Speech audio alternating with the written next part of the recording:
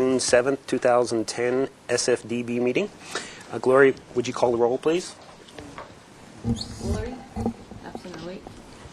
Mosel, absent. Mahan. Here. Carroll. Here. Bernstein. Here. Zink, absent. Geisler. Here. At this point, I'd like to open up public comment. Any member of the public may address the Single-Family Design Board for up to 2 minutes on any subject within the jurisdiction that is not scheduled for a public discussion before the board on that day. Does anybody want to comment?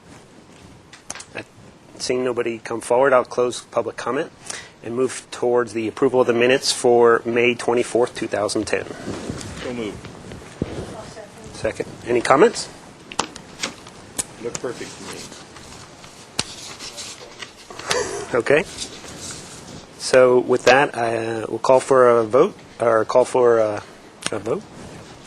All those in favor? Aye. And Opposed? Aaron abstains.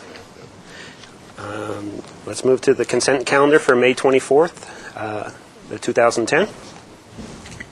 Thank you, Mr. Chair.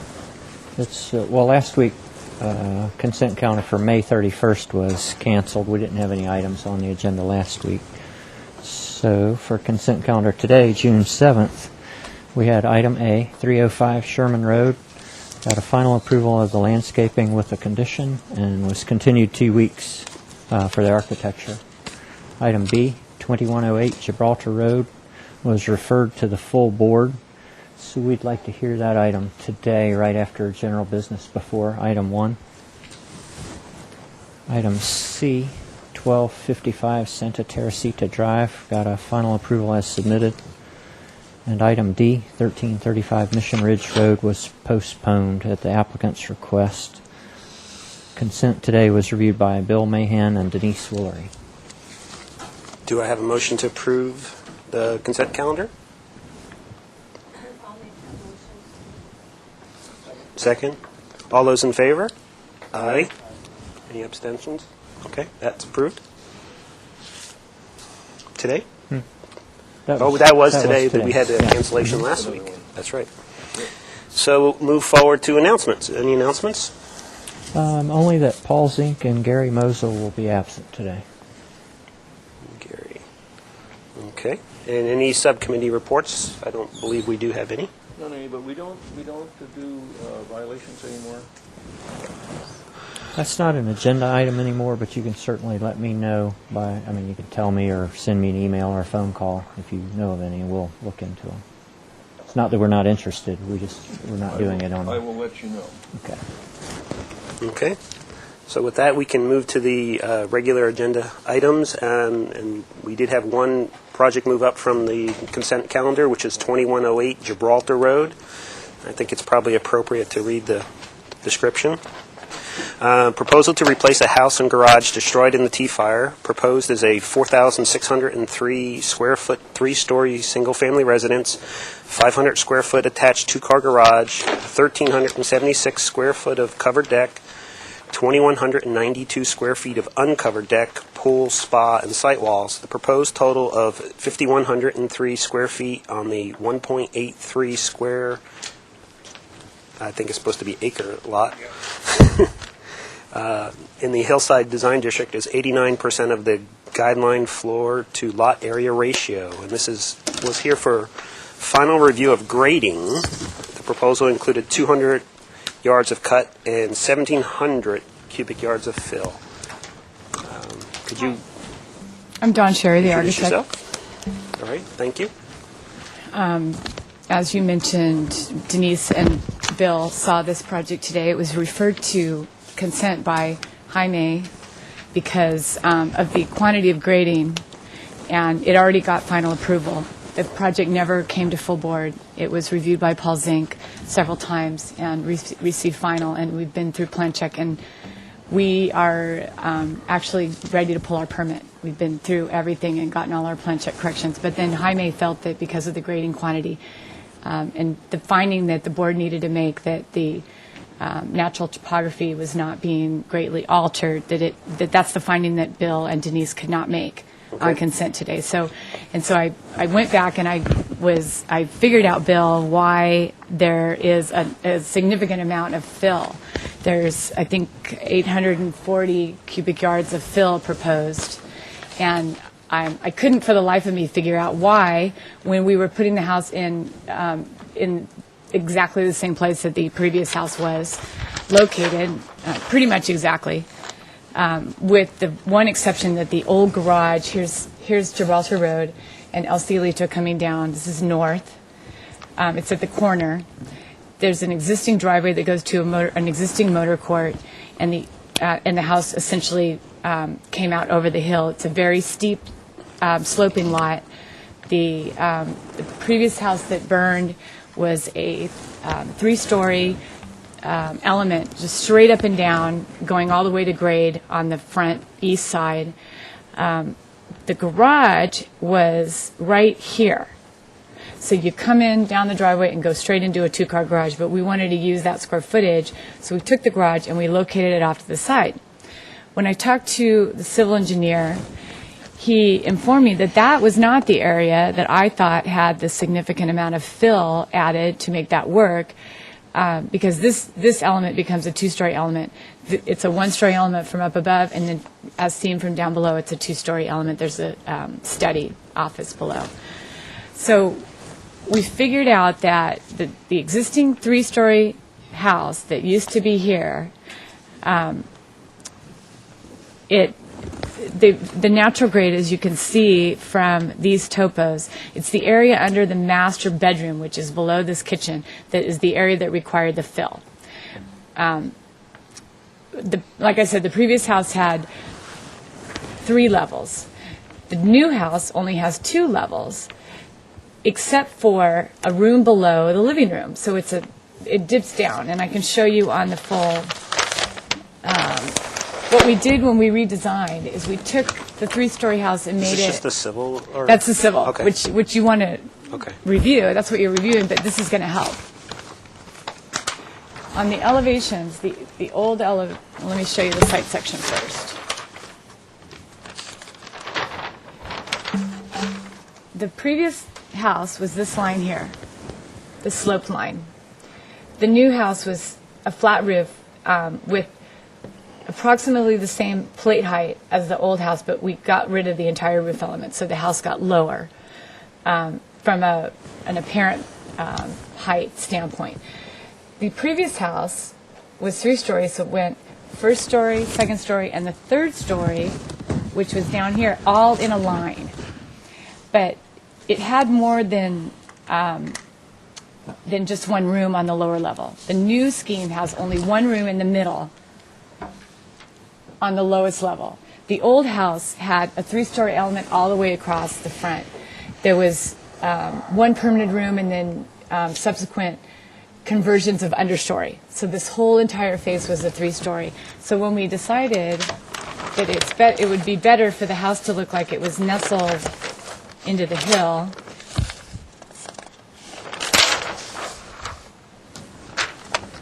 let me show you the back elevation here, the east elevation.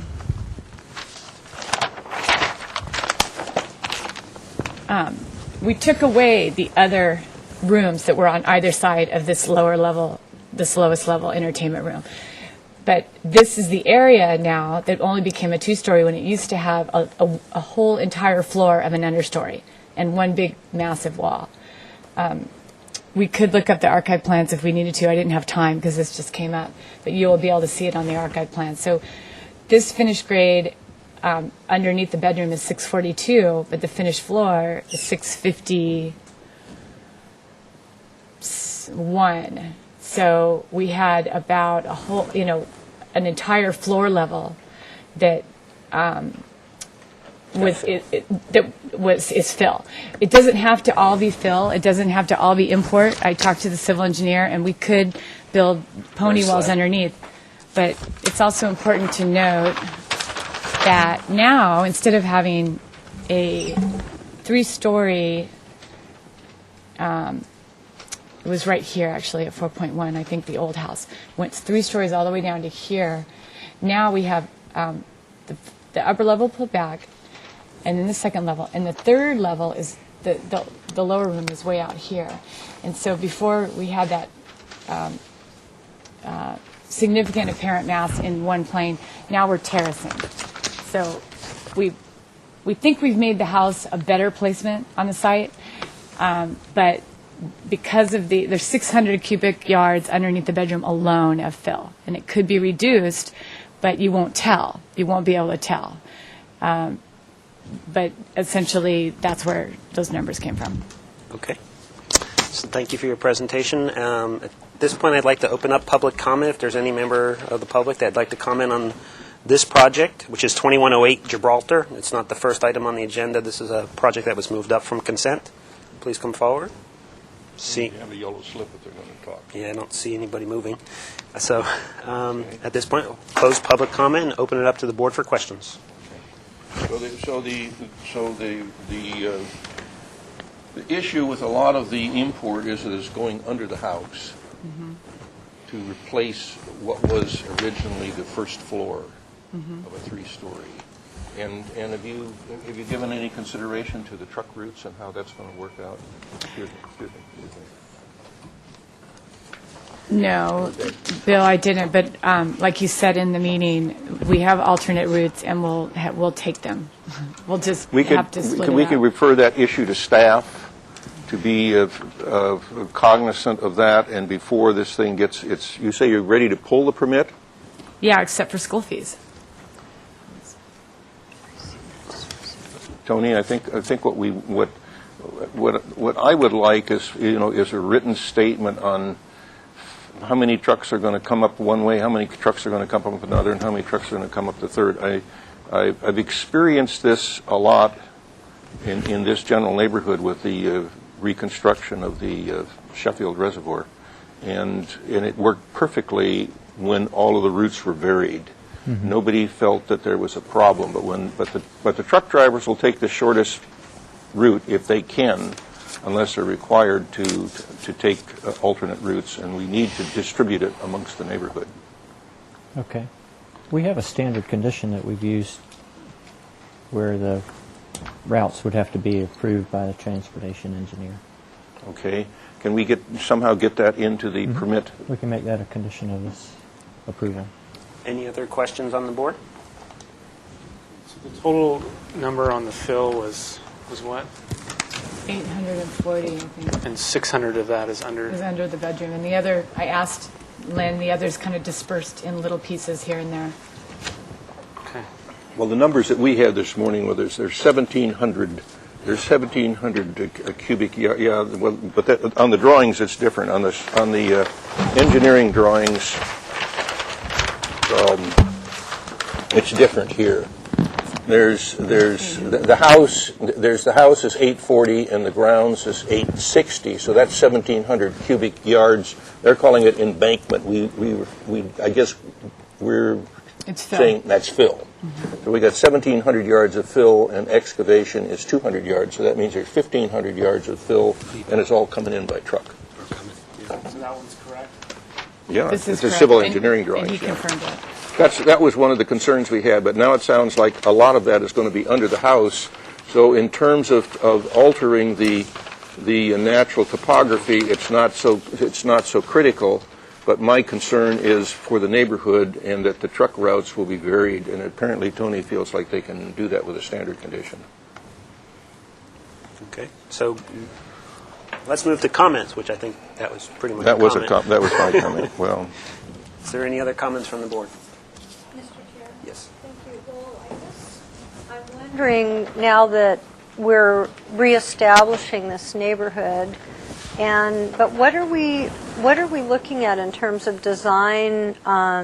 This house has a lot of decking. It has uncovered and covered, and it's huge. And I'm just wondering, we don't know what the landscaping is going to look like yet, of course. I'm really concerned about the 3 stories and the grading and the whole package, and I don't know what the rest of the neighborhood is. Bernie, this project has been in front of the consent calendar several times, you said, and Paul Zink reviewed it, and it's probably here in reviewed the landscaping? Or Yeah, there's a full landscape plan. there's a landscape plan. is that already approved as well? Okay. We had to have that.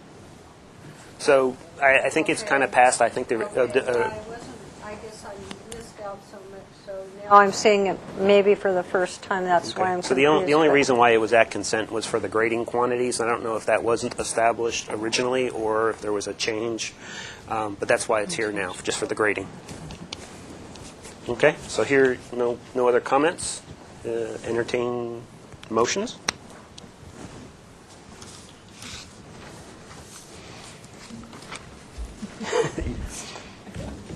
So, Bill, you couldn't make the findings on consent. Hearing the new information, does that alter your thinking? Okay, I'll make a motion for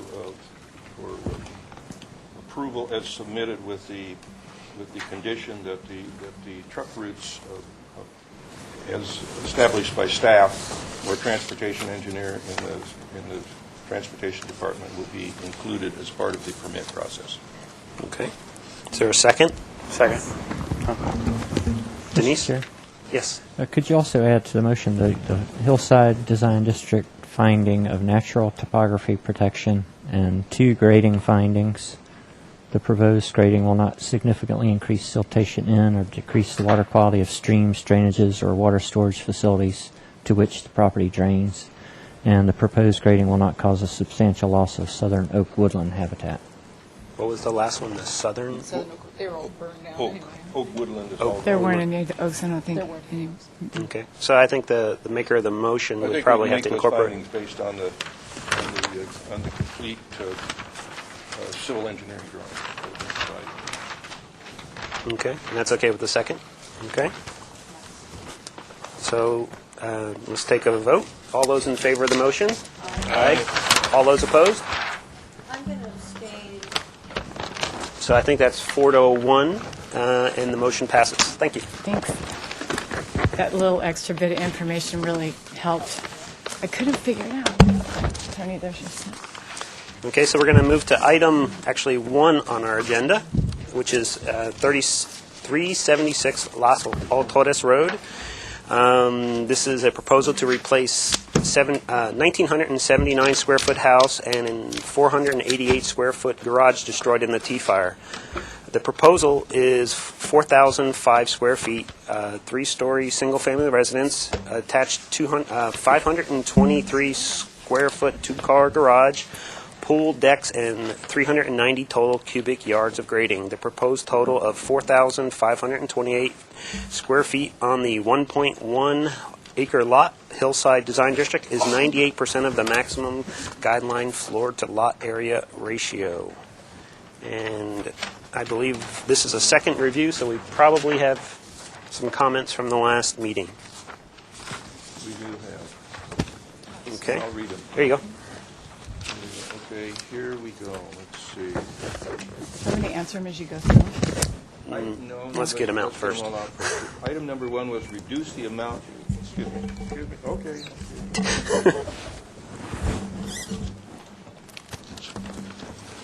Item number 1 is reduce the amount of driveway paving. Number 2 was provide a roof plan showing parapet heights. Number 3 was relocate the solar panels to lower rooftop locations. Number 4 was provide information about hardscape and paving materials. Number 5, provide a color and material board. Provide colored elevations. Number 6, provide information about the pool fencing. Number 7, provide additional landscape to soften the appearance and increase permeability at the front of the house and at the proposed visitors' parking. Number 8 was study providing shade trees at the front along the driveway. And number 9 was study providing a variety of vines along the walls. Thank you. So if the applicant could give their name. All right. I'm Dawn Cherry. I'm the architect for the project. Thank you. And I'll just address your comments one by one. As far as the driveway, I think it was mainly Gary's, well, maybe more people, but mainly Gary, that we had a significant amount of hardscape because we had this existing driveway and then we had this drive-through that came down through the garage and then back up again. So what we're proposing, what we'd like to do is we've got issues with drainage. We don't want a lot of landscaping, big planting strips going down this driveway because it could put a lot of water behind these retaining walls onto the lower level. We'd like to keep the water contained in this area. But what we'd like to do is, while keeping this as a concrete driveway, this whole entire driveway would like to do a median, a parkway, or whatever you call it, in the middle. What do you call those things? Parkway. A parkway, median strip, that you drive through. And what I'd like to do is do it in such a way that it doesn't look like, because it's such a long expanse, I'd like to meander it through and make it wider and narrower in some places, but never wide enough to where a car could not drive through it. And then in addition to that, I'd like it to be kind of a diamondia that kind of creeps around and creates its own boundary. So that the whole central part of this driveway would be in diamondia. That way, if a car was driving through, and it could also drive over it in some areas. It would also be, you can see it on the landscape plan, it would also be introduced in the lower part of the retaining wall here on the L2. On the inside face of the retaining wall, it would be kind of up against the wall, along with the Boston ivy that we're proposing to completely cover that retaining wall. That retaining wall, by the way, already has a permit, hasn't started construction, but so the diameter would go against the wall and then run down and kind of meander through, and we haven't created the exact pattern yet. But then also along, if you look up by the east end of the driveway, kind of on both sides of the road, so it would be a real softened, natural driveway. Would also introduce it coming along the face of the front entryway elevation on both sides of the front elevation. Because of the nature of the house being contemporary, interlocking pavers just didn't seem appropriate, and we wanted to stay with a cleaner look. So that was number one. The parapet walls have not changed, but I think it was just requested that we document that the height would be 12 inches, and so the roof plan and the elevations both represent that. I think that was a technicality. These are the parapet wall heights here, and then the building sections. I'll show them somewhere. Hopefully there. And parapet wall there. Back to the roof plan, the solar panels, because of a concern for the neighbor to the north, looking down on this roof, we are proposing to put the solar panels over this front roof section. Which is right here, in front of that skylight. And not, they were back here before and they were over here. Okay. What about the parapet heights? We kind of talked about that just a second ago. We just documented them. They're 12 inches high. They're minimal. And we documented them on the roof plan and the sections bill. The hardscape material, like I said, we're still proposing a concrete. It could end up being a colored concrete, but softened primarily on that upper driveway going the entire length or width of the property. That's how we'd like to handle that. We have done a material board and colored elevations to show you some of the materials that we're proposing. This is the roof that we were proposing that Luann Beach would see from her property, that element there. It's hard for you to see from the screen, but you can look at it up here. the exposed concrete and the example of the metal siding, although this is the pattern, that's the actual color. So it's not the light gray that we presented before. It's a darker gray that will be a nice contrast to the exposed concrete, and it's a matte finish. It's represented here. And it's represented here. Okay. Yeah. This is a slate. I'm not exactly sure what color exactly, but this would be a similar type slate that we're proposing on that roof deck. That is the other deck that you would see from the upper parcels. This is the overhangs in steel, the steel H-frame on the living room, and the railings. This would be a dark gray steel, and then all of the walls, of course, are proposed to be softened by extensive planting of the Boston ivy. This is an example of the folding, pocketed, large door system, and then what we'd like to propose on the lower level walls is a split face block, and we'd like to buttress them, but not, but just so that there's a slight reveal as you go course by course. That's represented here in the elevations. There, I guess, is the only place you can see it there. Here and here. Yeah, and that's the front face of it. So those are the materials. Okay. In the colored elevations here, you can see how the volumes are represented by the different materials, and just to confirm that each volume is, in fact, turning the corner and is the same material. The concept is that the more lighter weight metal is on the upper level, supported by the more massive kind of grounded exposed concrete material, and that curved wall that kind of runs These through. dark, is that just shade? These areas? Let me see what is.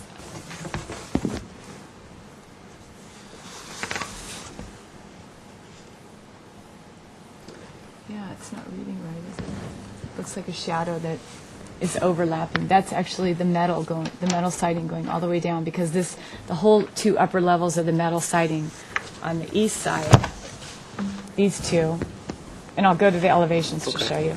And then the ground floor is kind of the grounded element with the exposed concrete. There's about a 3-inch overlap. The metal extends out over the concrete, so it's not meeting in the same plane. And then from the west elevation, the metal is supported by its ground floor, which is one level up. So it's the same interplay between materials, the lighter weight material being on top and the heavier material being down below. Okay. Have you looked at the lighting at all? Exterior lighting?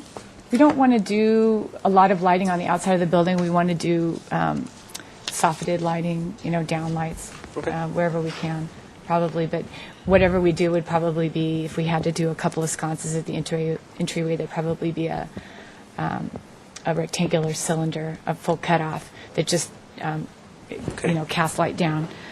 The pool fencing is not going to be an issue anymore because we simplified the design, and we had an L-shaped pool, but realized that it would be a lot simpler if there was an L that turned the corner, but by removing the little L and creating just a one-sided infinity edge, or actually not turning the corner at all, but still doing the infinity edge on the end of the rectangular pool, we were able to get a standard pool cover that allows us not to have to do alarms on the doors.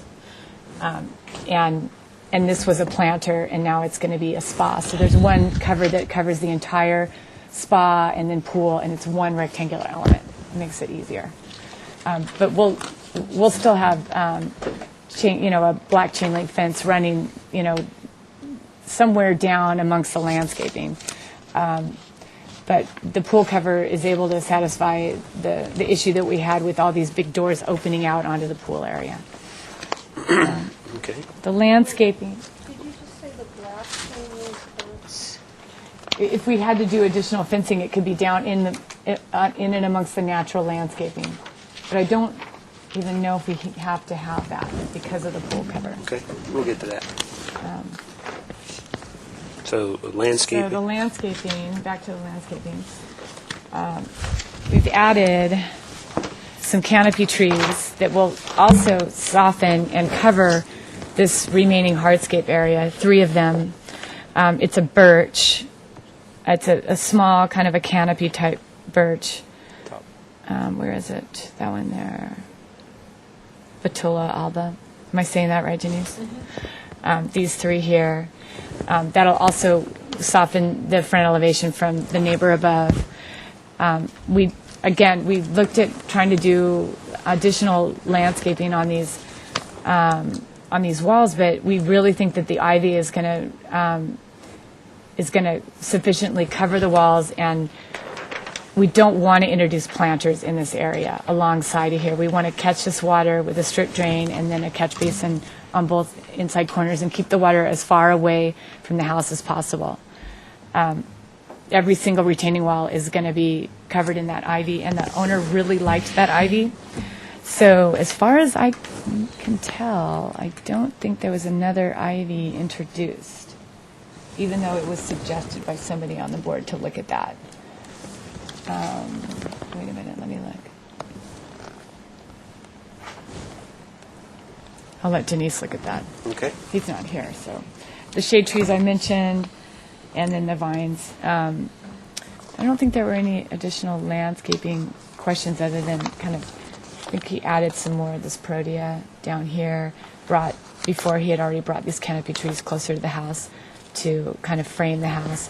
But the owner wanted me to make it really clear to the entire board that he wants as much landscaping as possible. He wants this house to be very densely landscaped. Okay. We're just worried about the hardscape going down the driveway. One quick question. Is there any other changes to the building No. other than the comments that we talked about? No. Okay. Oh, and I'm sorry, he added some additional landscaping all along the front of the house in addition to the 3 canopy trees. Okay. Thank you. At this point, I'd like to go to public comment, open up public comment for this project.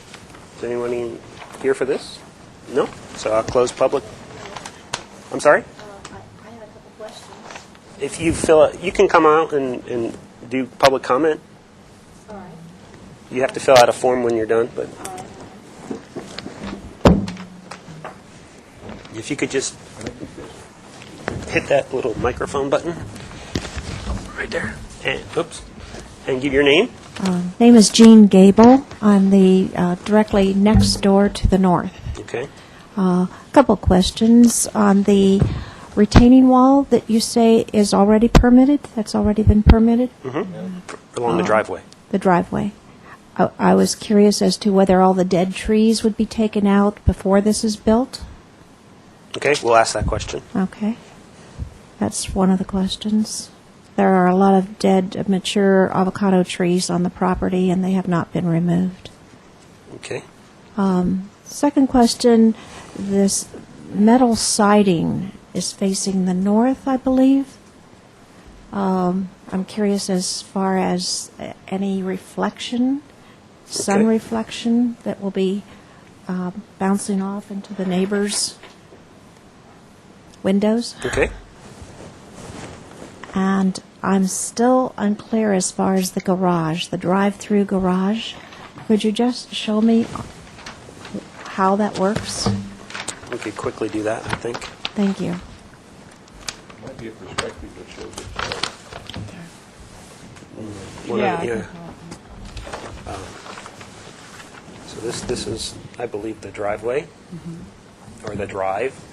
And then, actually, the drive that goes into the garage goes downhill adjacent to the road that's there, or the drive.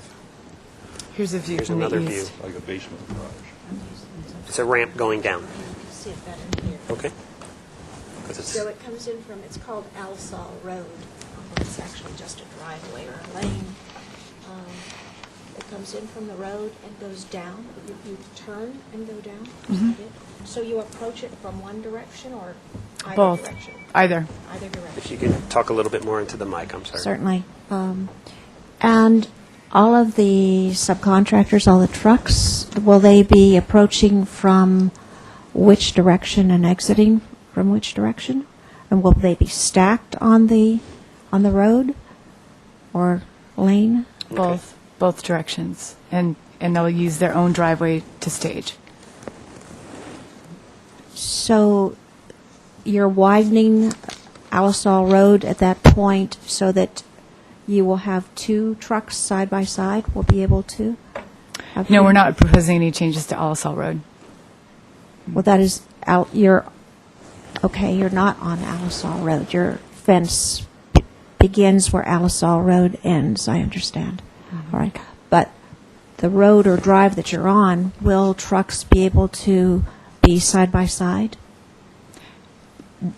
Their driveway, yeah, it's a 13-foot wide driveway, so cars can So- pass each other. So neighbors from up above, which I'm not up above, but they will be looking down on a 13-foot road?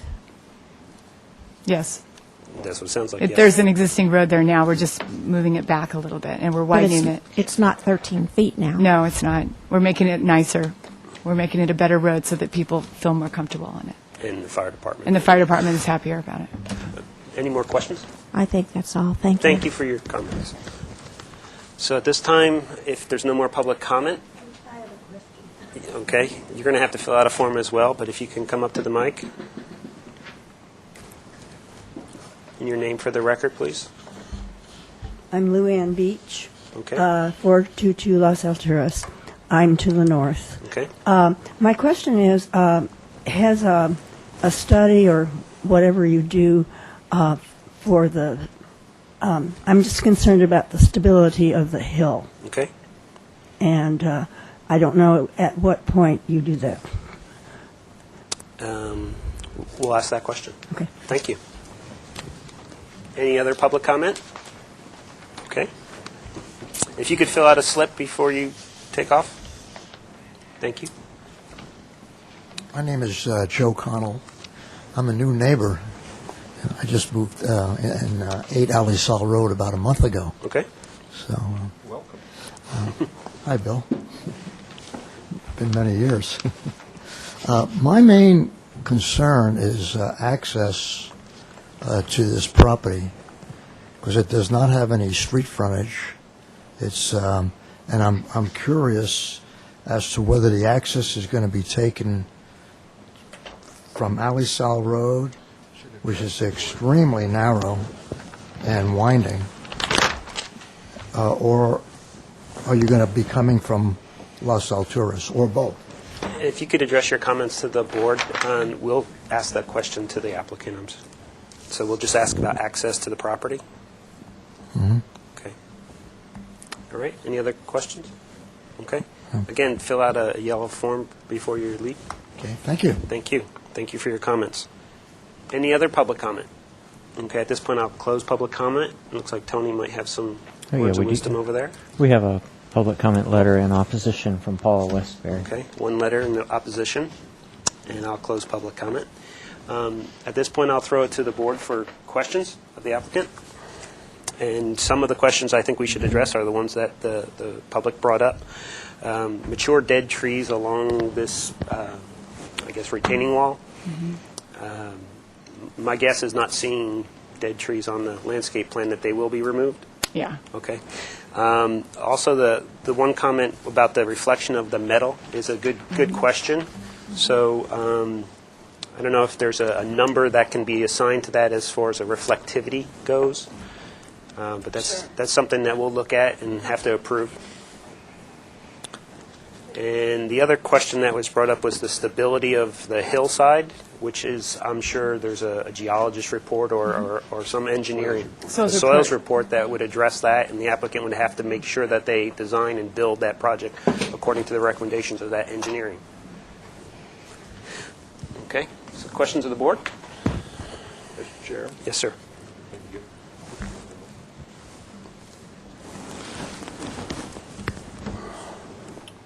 A question about the glass, the kind of glass you're using. Are you using the clear glass, the solar bronze, solar gray, or whatever?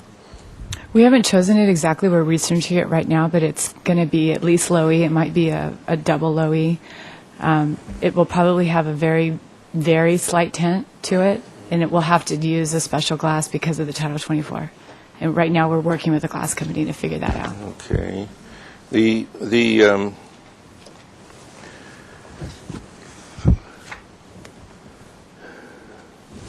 A question, I don't want to turn it into a comment, but the question about this garage, and why it has to be why does it have to be a drive-through garage?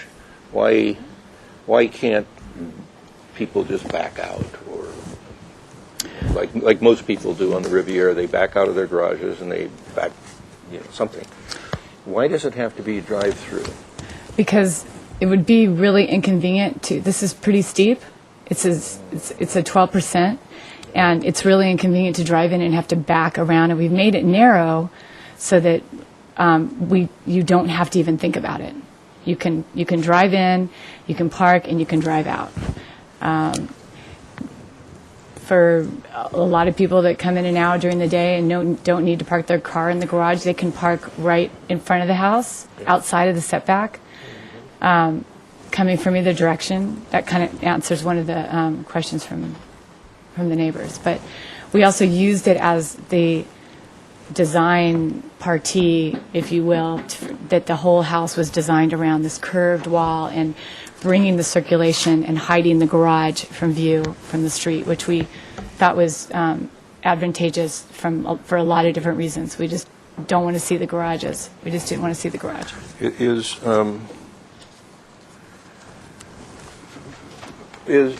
You were telling me, I was asking you the question, Tony, about setbacks on private drives, and you said that there still had to be the 35-foot, or whatever the front yard setback is. This happens to be 35 feet here, A1. It's 15, actually, Bill.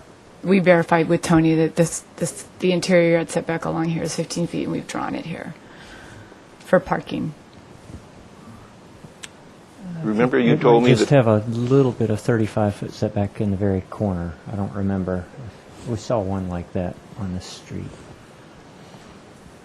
Was it the difference between a public drive and a public Well, road? I always thought there was, and I was Or talking private to road. Tony about it, and he said, no, we even if it's a private drive, we still require the setback from the driveway to the house, the 35, or whatever it is, front yard. A private street has a front setback. A driveway doesn't Driveway have a front doesn't. setback. This is just a driveway and not a street. I mean, this is a private drive, isn't it? Mm-hmm. This is a private drive. Yes, it is. Right. So it wouldn't have a front setback. If it was a street, it would. Okay, so it's just this is just the 15-foot thing here. Now, the question is the direction. Will the direction of into the garage and out of the garage always be this way? No, it could be both. Sometimes it'll be this way and coming out this way.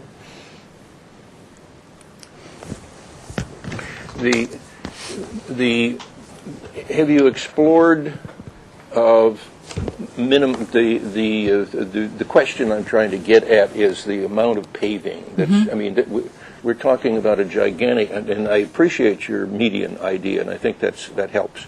But there's a gigantic amount of paving here, and the question is, could you come out? Could the car that's on this side come out maybe more straight, and then turn and go up? And of course, this car would go up along the wall, so that there would be some way to minimize so much paving and get more landscaping in. That's the question. The curve is actually the most efficient way of getting the cars in and out without making abrupt turns. And then in answer to the question about the landscaping, because of the nature of these retaining walls, this one in particular being next to the livable space beyond, we want to keep the water away. We don't want to put large planting strips. This is just put here to represent the vine growing on that wall. We think the vine will be really beautiful growing on that concrete wall. And like I said before, Bill, we actually just used that strength of that curve as the major design element by which the entire house was designed around.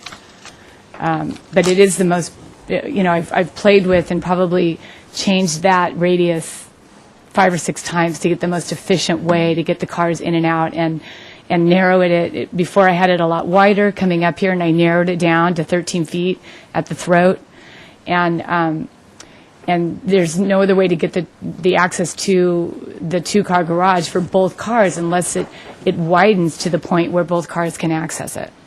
Did you, my last question, Mr. Chair, did you study the possibility of having garage on grade and not having it to below grade? That's what they had before, yes, but we wanted to hide it. We didn't want to see it.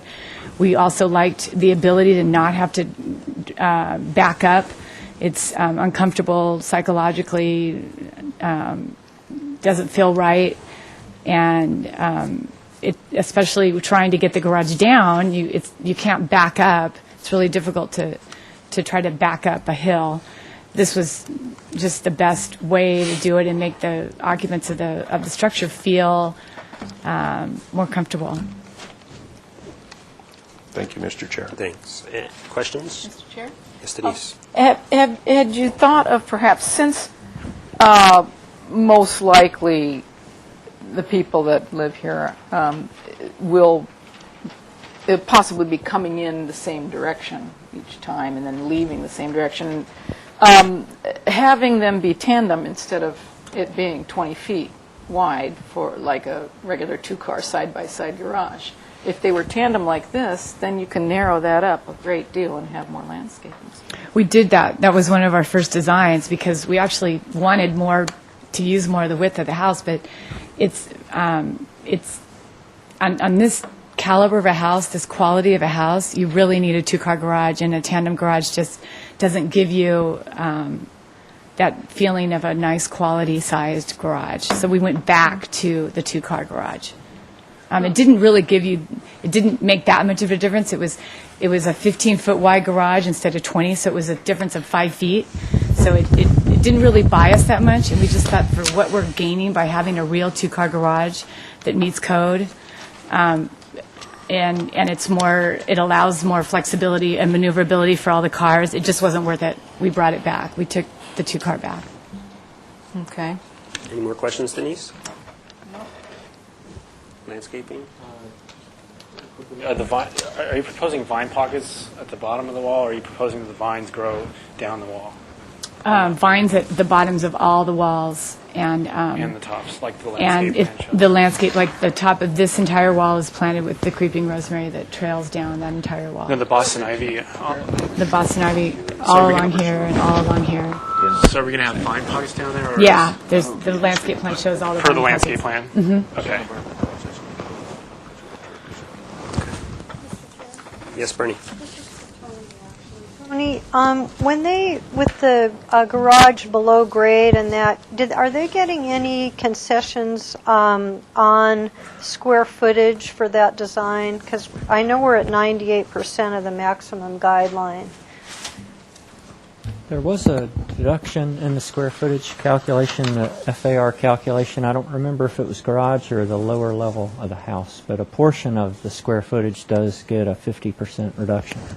And it turned out to be 90% of the max, not 98. It's not 98, it's 90. That's what it says on our thing here.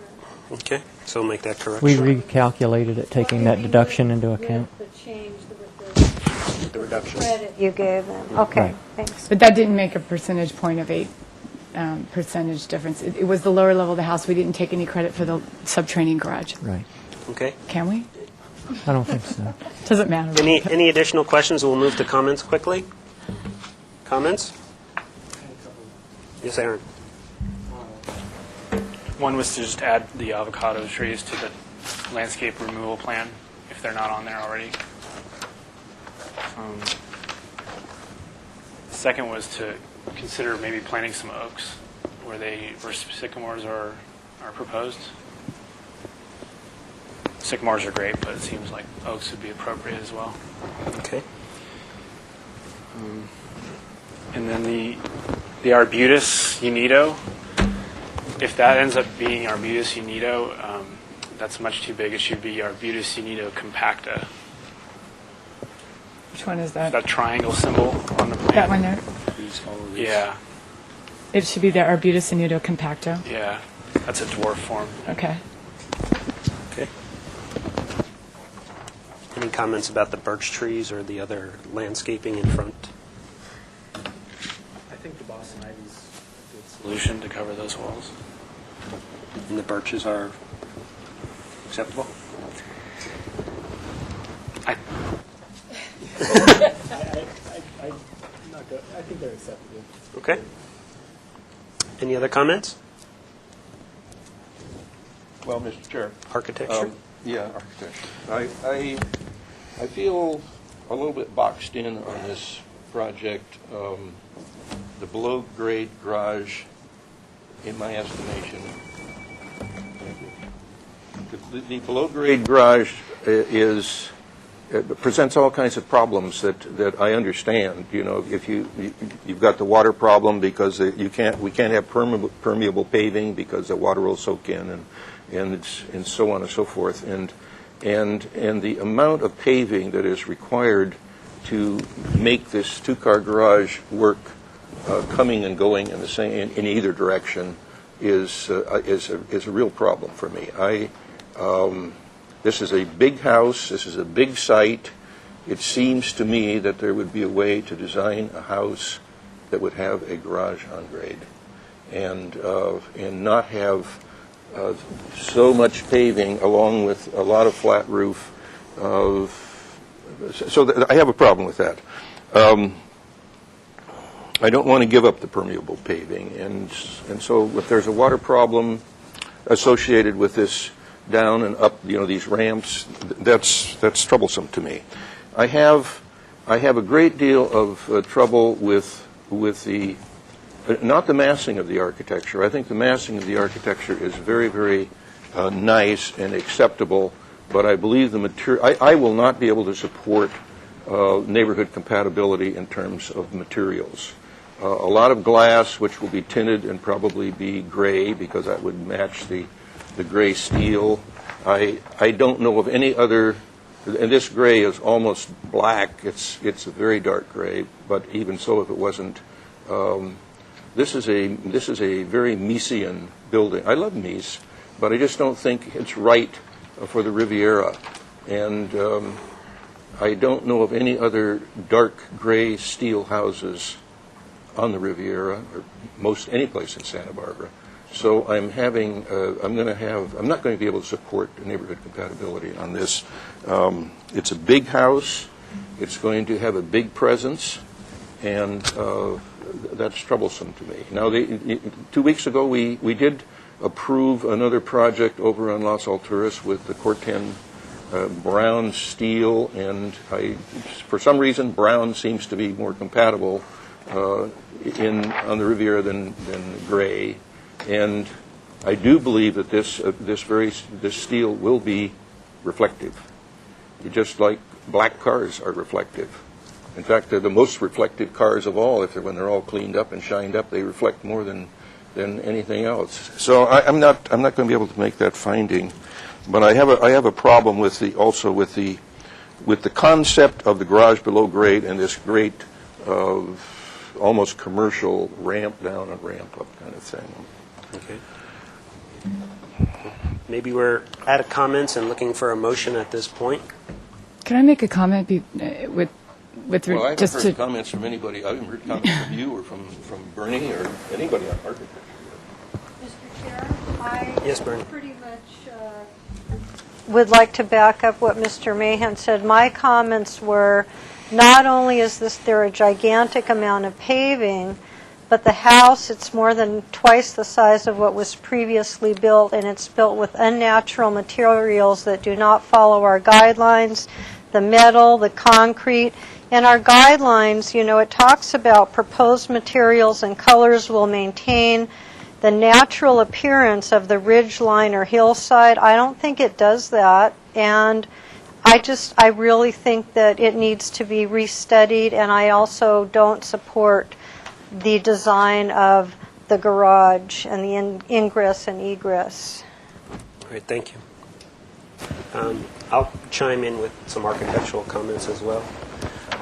Although we looked at it, I think 2 weeks ago for bulk and mass and general design style, which was acceptable, I think the driveway always was a question as to how it was going to be solved, and the reason why so many comments came out about the paving areas and the reduction of paving and introducing of landscaping has inherently to do with putting the driveway where it is and the access to and from the street.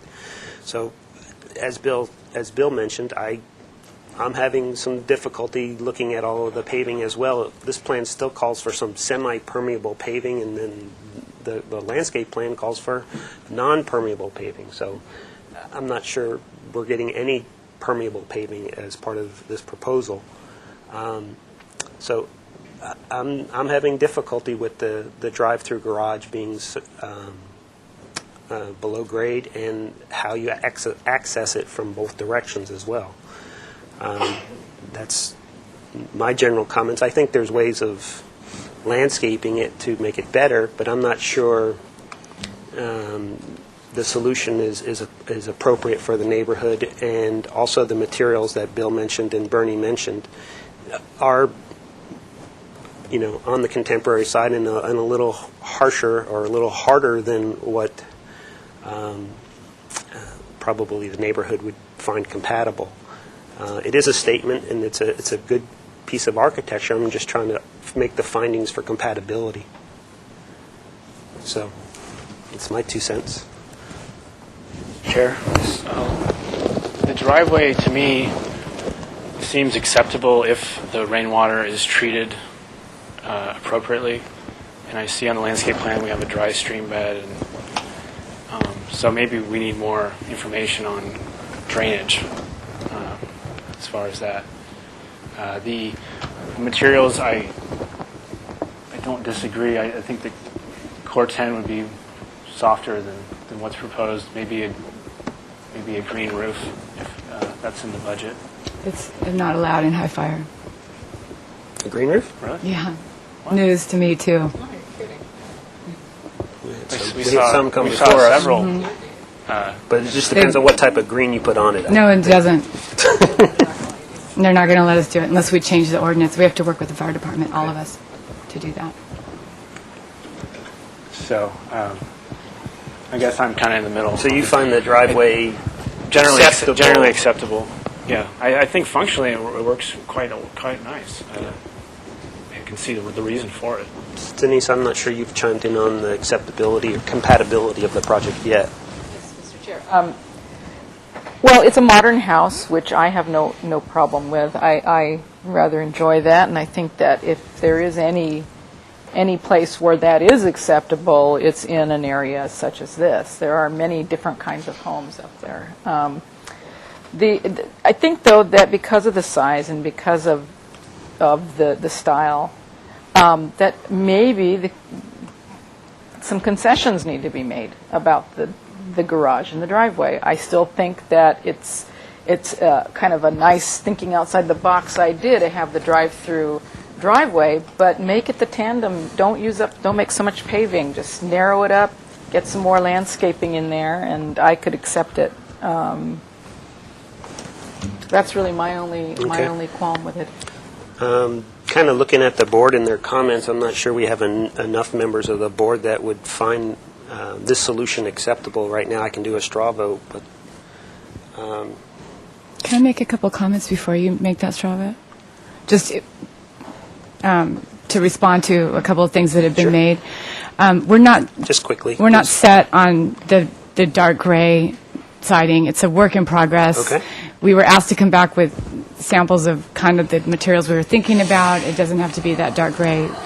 Another thing is about the driveway and the hardscape is the entire driveway right now is hardscaped. It's an asphalt driveway. We looked at doing a decomposed granite for the entire driveway, but it's going to be loud for the neighbors. Every time somebody comes and goes, you'll hear a pea gravel, you'll hear a car on it, you'll hear a DG. We can make the entire thing permeable, 100% permeable. And then that was the first idea of getting rid of the hardscape. And then we'd only have this. But it doesn't work from a noise standpoint or a privacy standpoint. Even if we didn't do this driveway, the entire existing driveway is already hardscape. Yeah. So we're making it better. And this can be some different kind of semi-permeable. It would be only this area here that would be asking for it to be, a concrete driveway, just that area. This is all going to fill in and not be. Okay. There's ways we can work with this. Okay. So it sounds like you're willing to look at some options here. Yeah, Okay. absolutely. I just want to keep going. I mean, I've been to consent. We got positive comments. I've been working on this project for 6 months with this design. I would hate to have to start from scratch.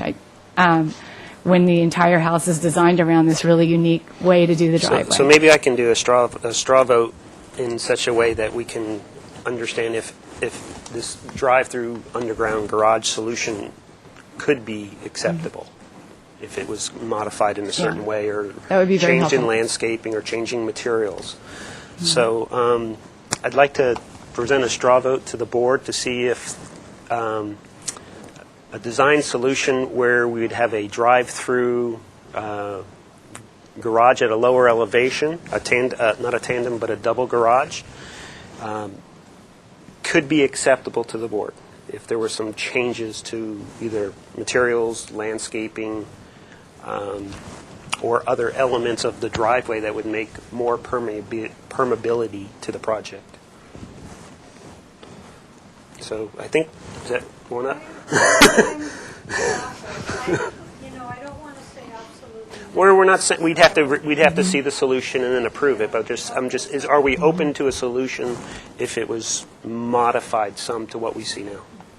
Okay. Modified in terms of the locations or how it's permeable. The materiality issue. I think there's a couple elements that we should leave open. If you're going to get a double garage down here, there's not much you can do about the width of the drive coming down to it. Mm-hmm. So, but I think for the record, we had 4-1 that it was a possible design solution. 3 to 2. 3 to 2. Well, I don't know how Bernie, I said also that possibly I'll evaluate it. 4 to 1. okay. So at this point, again, you don't have the votes to get a preliminary approval. I think at this point it may be best to just continue this project and have the applicant study a couple items, and I think we need to just list those items. And at that point, maybe I'm making the motion for a continuation. 2 weeks, or Yes. okay, to have the applicant study modifying the entrance or entrances to the lower level garage. Look at it in terms of increasing, again, the permeability of the project. I would still increase the amount of landscaping and reducing hardscape on the front, if any way we can do that. Also, I'd love the applicant to study modifying the material selections for the project, and in terms of, and Bill mentioned it, maybe softening the project some and not having it quite so hard. And I'll let you kind of look at that, whether that's a Corten or stucco or some other material design. I think Aaron mentioned something about oak trees being incorporated versus the sycamores. Yeah. The pool fencing, I think we found was acceptable if we could get a cover on it. Yeah. And yeah, maybe has a civil looked at this as far as drainage? We can have a preliminary plan. Drainage plan? Okay, that's, I guess, my motion. Is there a second? I'll second. Denise seconded. Comments? It was about the materials, and I just wanted to make sure we got all the different things covered. Study modifying the material selection for a softer appearance. Yeah. More compatible with the neighborhood, maybe, as well. Mr. Chair, Yes. you didn't mention anything at all about the style or size. We And- kind of looked at that last week and gave the applicant direction that the bulk and the scale and the style was generally acceptable from the board.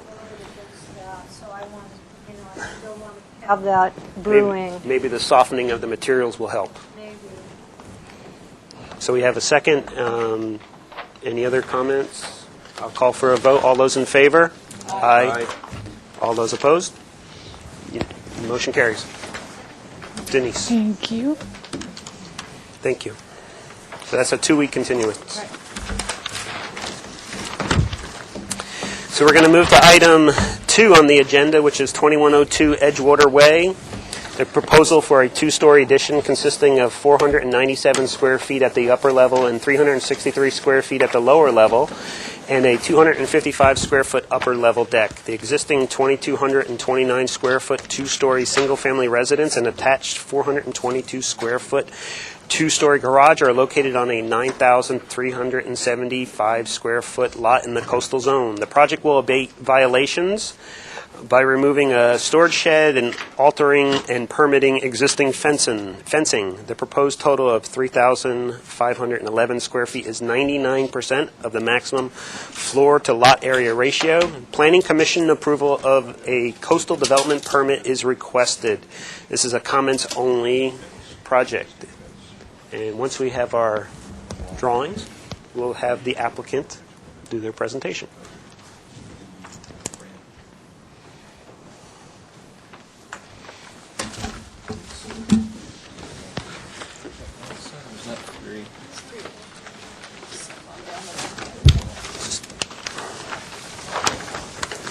All right. So if the applicant could state your name. I'm Akiko Wade Davis, architect for the project. I'm Jim Davis. Welcome. If you could present the project. Sure. This is an existing 2-story residence on the Mesa. The way that the house is currently laid out, the living space or the living room, the kitchen, those are actually situated on the second floor. You enter from the downhill side, you come up stairways to the main living space. Downstairs there are smaller bedrooms and a 2-car garage. The current floor plan is situated here on the lot. Edgewater Way is here, Oliver alongside here. The proposed addition will be on the other I have some. On the west side of the property. And it will be a 2-story addition. The majority of the square footage will be on the second floor where it connects to the existing upper floor as a new master suite. Just flip through the second floor plan.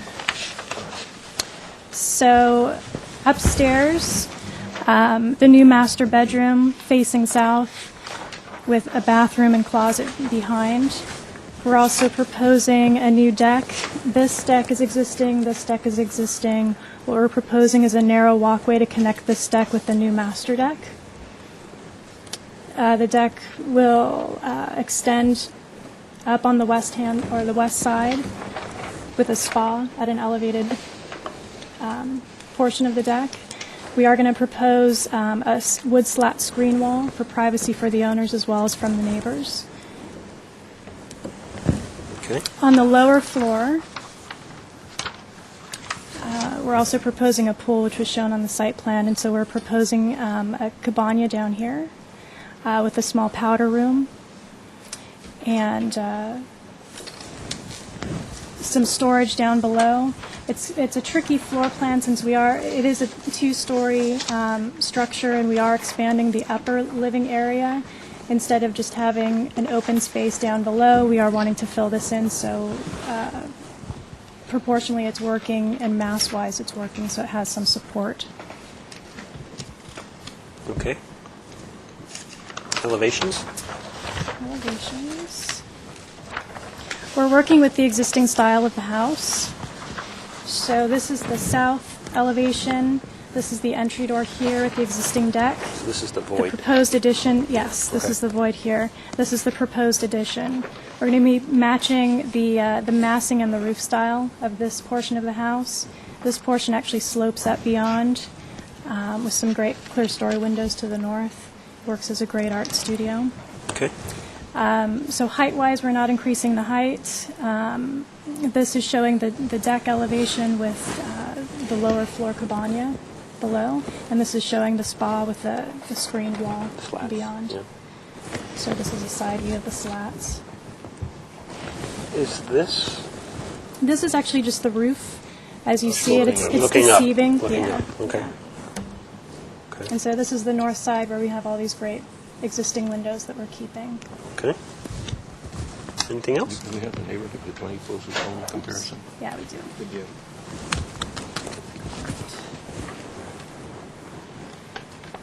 And we also have, this is an image of the block. And this is already photoshopped in there. Correct. So, okay. So you can see we're matching all the existing details of the house. This is a parcel map. This is the project site here. We've noted the properties that already have FARs that exceed or equal the proposed FAR. And we're also showing with this crosshatch where the square footages exceed the square footage that we're proposing.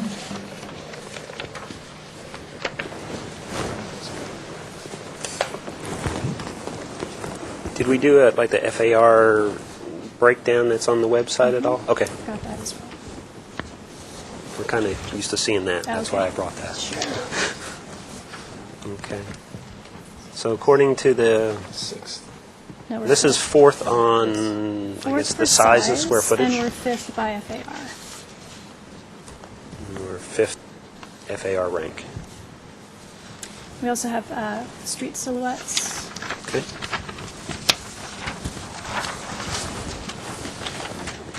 And you're here from We're the south. here. And this is looking on Oliver. Mhm. This is looking across Edgewater, which is deceiving. The houses there kind of step down. There's an access way that runs off of Edgewater that's at a lower elevation by about 3 or 4 feet. So the actual floor levels are set beyond the finished level of Edgewater. And this is across Oliver. Okay. Anything else? Okay, thank you. At this point, does the staff have any comments? No? Well, just to note that it will require a coastal development permit, so it's here just for comments Okay. through the Planning Commission. All right, thanks. And at this point, I'll open up public comment. Does any member of the public have comments on this project? We do, well... We did have a letter. Sent all the letters that we got in advance, we sent to you via email, except we do have another one in opposition from Paula Westbury. Tony, can you summarize? I think there was one letter of opposition from the La Mesa Association. But there was We an... passed it out. I think Bernie has it. I have a copy with Gloria just gave me all of this. And there was also letters of support, if I remember. Correct. So that was the letter in opposition. Did all the board members see that letter? Yes. Okay. Did any of the board members get to go to the site? Yes. I went. Bernie went. Yes. Okay. So we're generally familiar with the neighborhood and the specific site I'm familiar with. So if hearing no other public comment, we'll close public comment and bring it to the board for their questions. Mr. Chair? Yes, sir. Yeah, I'd like the applicant to explain a little more why what is the purpose of the void? Right. The void is on behalf of the original design intent, which we were planning on making the lower floor cabana a residential second unit. That was before we understood that we needed to have existing square footage to convert to a residential second unit. So what we're doing is we're leaving this for future development. Leave that option to have that be a covered car space for the residential second unit later on down the road. And this is a zone that would be acceptable? Correct. Okay. Any additional questions? Is there any hardscape or landscaping proposed on the west side of the addition? There will be, and that will be something that will be developed as we get further along, but we wanted to get everybody's comments first before we pushed on that. But we'll certainly handle landscaping. We want to keep hardscape to a minimum, even with the new pool. Currently, most of the existing hardscape is concrete. I think we would definitely try to go a different route with some sort of permeable paving. My other question was, trees along there, are those going to stay, or looks like palms? Or? Those are actually proposed. Yeah. There's currently hedges along the back, which are existing, and other than that, there's really not much there. I have a question. As far as this, there's a new swimming pool in the front of the property. Can you go over the setbacks and making sure that the swimming pool conforms to the zoning? Certainly. We have 20-foot front yard setbacks from Edgewater and Oliver here. Our interior yard setback is 6 feet. We're allowed to come within 5 feet of the side property lines, and we're allowed to encroach over the front yard setback by 5 feet. So that's why it's set at 15 and 5? Correct. Okay. And then there's a fence around? Correct. There will be a fence that's lining up with the existing fence here, coming along the front, and then coming back down to the house here. We also have an additional fence back here, which would line up and continue. So that would complete your enclosure? Correct. Okay. Any? Mr. Chair, do we have a site plan that shows the hard surface, the driveway surface? This is the surface of the driveway existing right now. Just So if this straight line. becomes a parking space, how does that affect it? This will still be open. We're not planning to completely, plant a redwood or anything here, so that would alleviate us from being able to use that as a driveway in future. We're just going to leave this landscaped lightly, and then later on, when they decide to move forward with the residential second unit, that can be then used with turf block or something along those lines that could help not make it look so massive in terms of having it all be concrete. And would the idea be to come in this drive and It then would. slide Yeah, over we instead would- of? We would keep the existing curb cuts, so we wouldn't expand that any wider. Okay. Additional questions? Bernie? Nothing? Or comments? Let's move into comments then. I'll let somebody else go first. We're in comment, if anybody wants that. I'll make a general comment. I went out to the site just before the meeting and looked at the neighborhood, and the house didn't seem very large to me. I know that we're adding on to it, but the manner of and style of the house is such that it's got a low-slung roof, and it doesn't have a large mass appearance. And this addition on the one side, again being open at the bottom, doesn't go up any from the original house. So I loved the design that came forward. I was curious as to what was going to come based on the numbers that we saw on the agenda. So I really like the style of the house first, and I like that you kept that style. So I'll just hold my other comments till after the other board members. Mr. Chair? Yes, sir. I agree with that, sort of. It's a nice, really oceanfront type of style of architecture, and they're continuing that, and that's good. I have the problem with the void. It's really at least a carport, if nothing else, and it's going to be full of whatever carports get full of, and eventually probably a car and an expanded driveway, etc. And while I can see I like we go to that elevation again. I like the fact that the void gives it a step back from the side property. I just wish that it were not a void. I wish it had a garage door on it. I mean, you have a 3-car garage. Let's have or even City Councilman White. He has a carport, but he has a garage door on the front of the carport, and so from the street it looks like a car. It looks like a garage, and I would think that that would be an appropriate addition to this, and not have if there's surfboards and bikes and crap and corruption back in there, You know, that's a normal, that's normal, and that's the way people, you should see up my garage. But I do have garage doors to cover it up, so, what's that? We are creating a covered storage area for that such purpose, that we know that could have been a concern as well. So, just as a side note, it was a thought that we definitely had as well. But we're also open to the idea of having something up here to be able to screen the public. I think I could support the project with a third garage door. So, Mr. Chair, if we did that, this 10-foot-6 may have to increase to 12? I think they've got the room on the side to do that.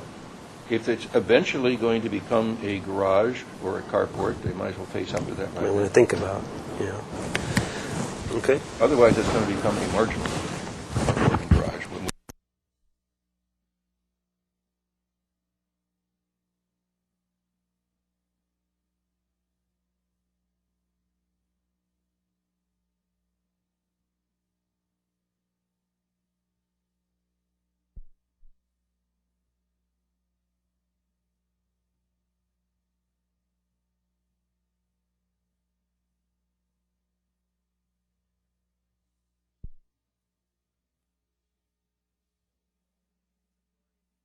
Are we on the air, or? Laptop shut down. Oh, okay. There's something. Okay, thank you. We're back. Anyway, Mr. Chair, I think in my comments, I think that the void should be addressed as an appropriate third-car garage, and with a door, at least a door on the front, on the street side. And if that means moving this addition a little bit closer to the property line, it probably would be acceptable. We're only talking about 1.5 feet. And then the applicant might have to study the second floor to not get over the 100. And then other than that, I think the size, bulk, and scale, the architecture, everything's appropriate. Okay. Comments from the other board members? Yeah, I do, but my microphone's not working. Let me try another Okay, let's do. I'll comment on. Okay, thanks. I agree with your comments about the door, Bill, and the house is acceptable to me. I think it's a nice addition, good architecture, and you have the room to do it. Denise? I agree. Any comments about the swimming pool, the fences, anything? We'd like to see the details. We'll have a landscape plan. I think that's going to be followed too. So. Okay, so It's got to go to planning commission. yeah, it's a comments only. Yeah, okay, so, Denise, Bernie, your comment? thank you, yeah, I think it's on now. Yeah, I disagree with, I'm not in support of this, because remember that projects that propose a square footage over the maximum, and in this case, this is as large as anything could ever possibly get on this site, and it's on a corner, are strongly discouraged in most cases. There may be some with special features which, when combined with exceptional design, can accommodate an over-maximum home compatible with the neighborhood. And they have to get 5 out of 7 of the SFDB members to support it, even to keep going forward. So, in my opinion, this is just setting up this neighborhood just the way Manhattan Beach did, and just the way the Marine Terrace area is looking at past projects that were designed and built before our board was in existence. In particular, the houses will be pointed out specifically as examples of things we don't want to do, and some of those are the homes that are used for the closest homes for this one. And if you look at what it's going to look like, it's going to be a nice-looking contemporary but huge house on not a huge lot, and then the trees that you see some open space right now in between the two parcels, well, that's going to be severely shortened. I don't think it's a good direction for this board. Thank you.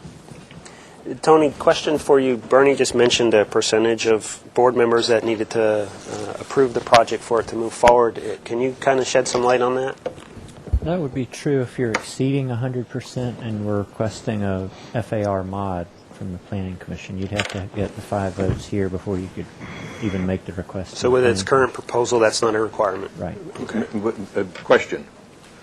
If the void becomes a carport or garage, does that then change the FAR? Well, the carport counts in the FAR as well as the garage. But did the void count? No.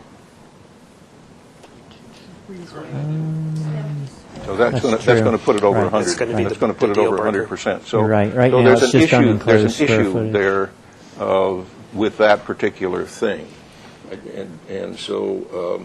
Well, is a carport only considered a carport if you have a car or the ability to put a car inside of it? I mean, if we don't have the hardscape to allow a car to go inside of it, is it still, and we just simply screen it with a garage door, is it considered a carport?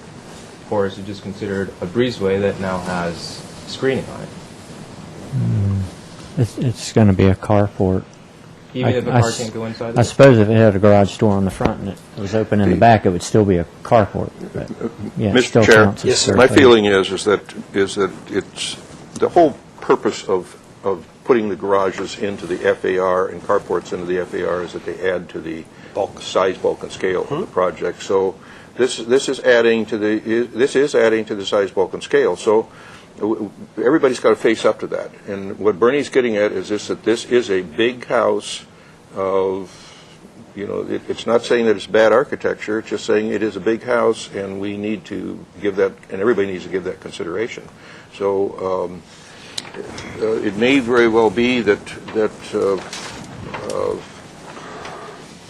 these people can move forward with the void the way it's presented.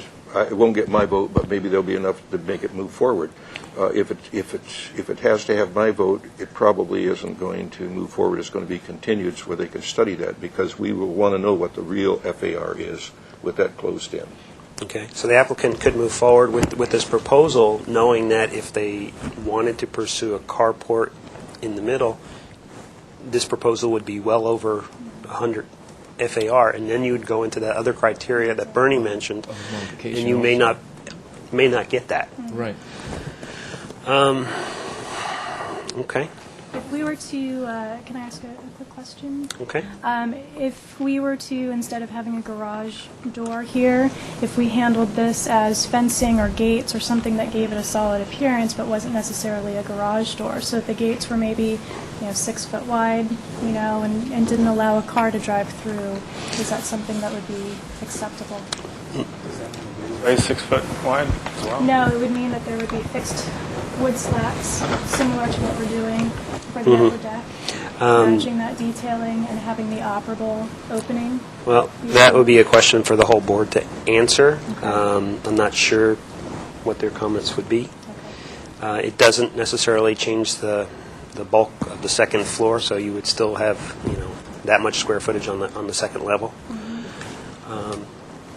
Well, let's just get all of our comments out. If that was the only significant comments, was the the carport and how that adds to the massing of the project. Is there any issues with the style? And I think probably not. It's compatible with what's there. Okay.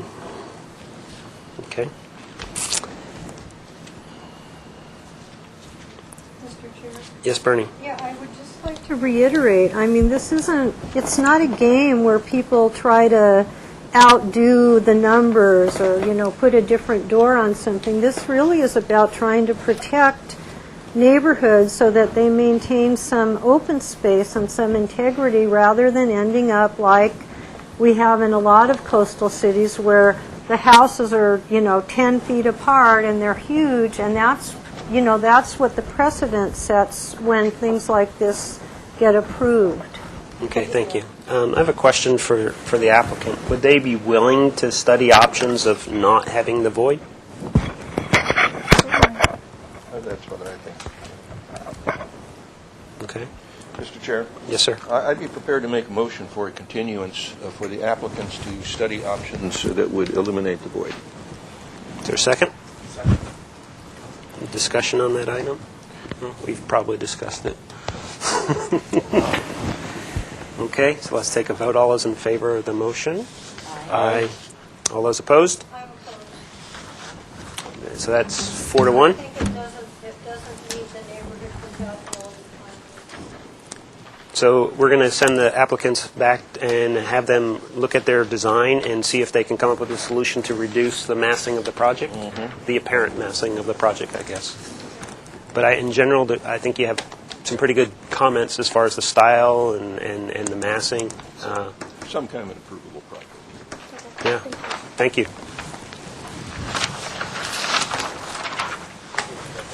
And thank you for all your FAR studies and the elevations. They just really help. So we're going to move to item number 3 on the agenda, 4090 La Barbara Drive, and this is a new project, proposal for a 2-story addition consisting of 660 square foot second story and 675 square feet on the first floor for an existing 905 square foot 1-story single-family residence. The project includes an attached 400 square foot 2-car garage and a 500 square foot detached accessory building. The existing 1-car carport, attached storage space, and accessory building will be demolished. The proposed total of 2,952 square feet on the 11,118 square foot lot is 76% of the maximum floor to lot area ratio, and action may be taken on this project. This is still our old one.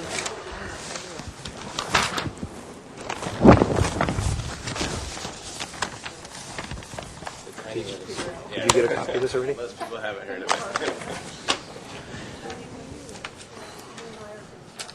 it. So if the applicants could introduce themselves? Yes, thanks. My name is Michael Hamilton. I'm the owner.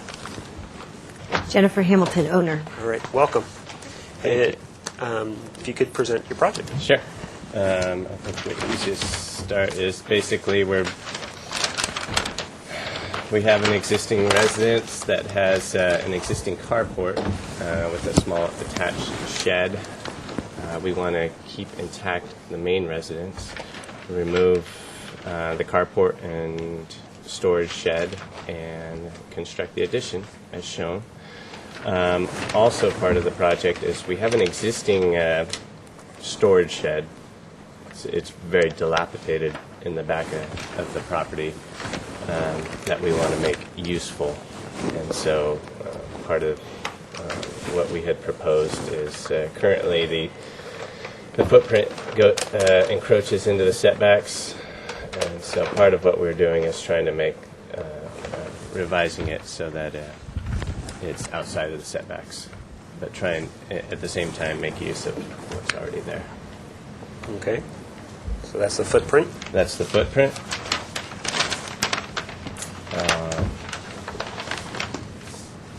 Front elevation of the house. Here's the existing elevation. It's hard to see from this, but this is in the rear of the carport. The carport sits right here. The storage shed is right here. There's a walkway between the main residence and the existing storage shed. So that would be removed, and this is what would be constructed in place. Okay. And the remainder of the drawings?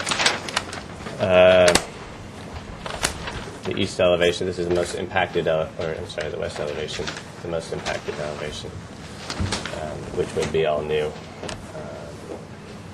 This would be the rear elevation. Okay. And this is just elevation of the shed, which we want to make into some sort of workshop, something like that. Later. Okay. And I see some photos coming here. There's some photos. So, as you see, the front of the residence, the rear. Here's a good photo of the carport, the existing carport with the shed in the back. Okay. And then this is, as I was talking about, the existing storage shed that needs to be torn down. Soon. Soon. And then the other photos are just general neighborhood photos. Okay. And these are? These are just floor plans. Okay. Not much. So it's the second floor. That's the second floor. Okay. Sorry. Okay. Any other parts of your presentation? I don't think so. This is the first time I've done this. So. And you are listed as the designer, so it looks like The you did all of designer. the work yourself here? Right. Okay. Hope you can't tell.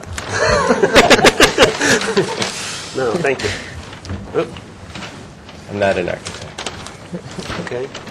So Tony, any comments concerning this project? This is one that could be approved? Or we could take an action on?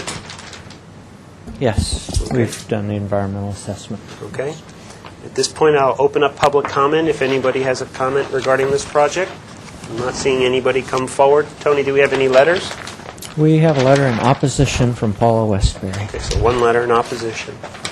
And I will close public comment and open it to the board for their questions.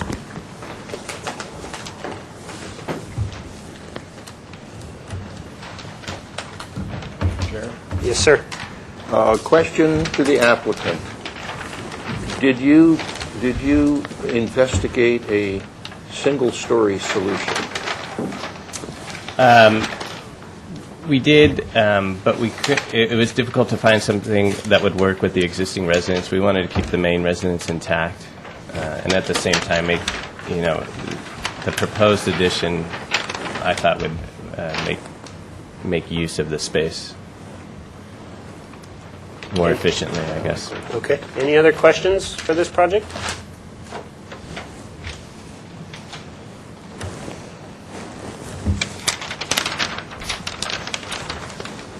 So we're putting in a new driveway coming up into it. Mr. Chair, I have a question. Yes. The shed in the back, is that getting rebuilt? Yes, that would be part. Is that on the elevations? Yeah, there's one page. It's Oh, there it is. Yeah. Okay. I have a question. How do we get to the front door? I didn't show the pathway, but the front door, I don't know if it's easiest to see, currently is right here, and that's where we intend to keep it. And on the elevations, there's an existing porch which we have to make some sort of pathway up with an opening to the front door. So a Probably pathway from the sidewalk or street? from the not- sidewalk or okay. street, right?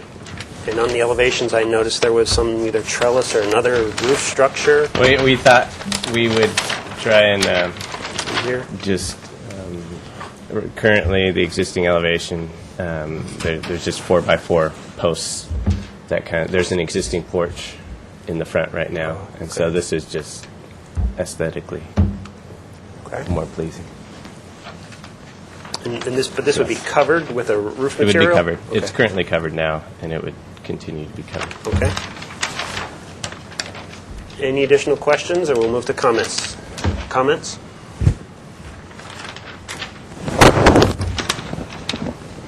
I'll start off, Mr. Chair. Okay, Aaron. I think the square footage is acceptable. The accessory structure is acceptable, but the second-story addition is not acceptable to me. Can you elaborate on It needs to be more internal to the building. It's very top-heavy on the side yard. Okay. It's just too massive where it is for me. I have one quick question that I neglected to open up. What's the plate height of the second floor? The ceiling height? 8 feet. Okay. Is what the intent. Okay. Mr. Chair? Yes, Mr. Mahan.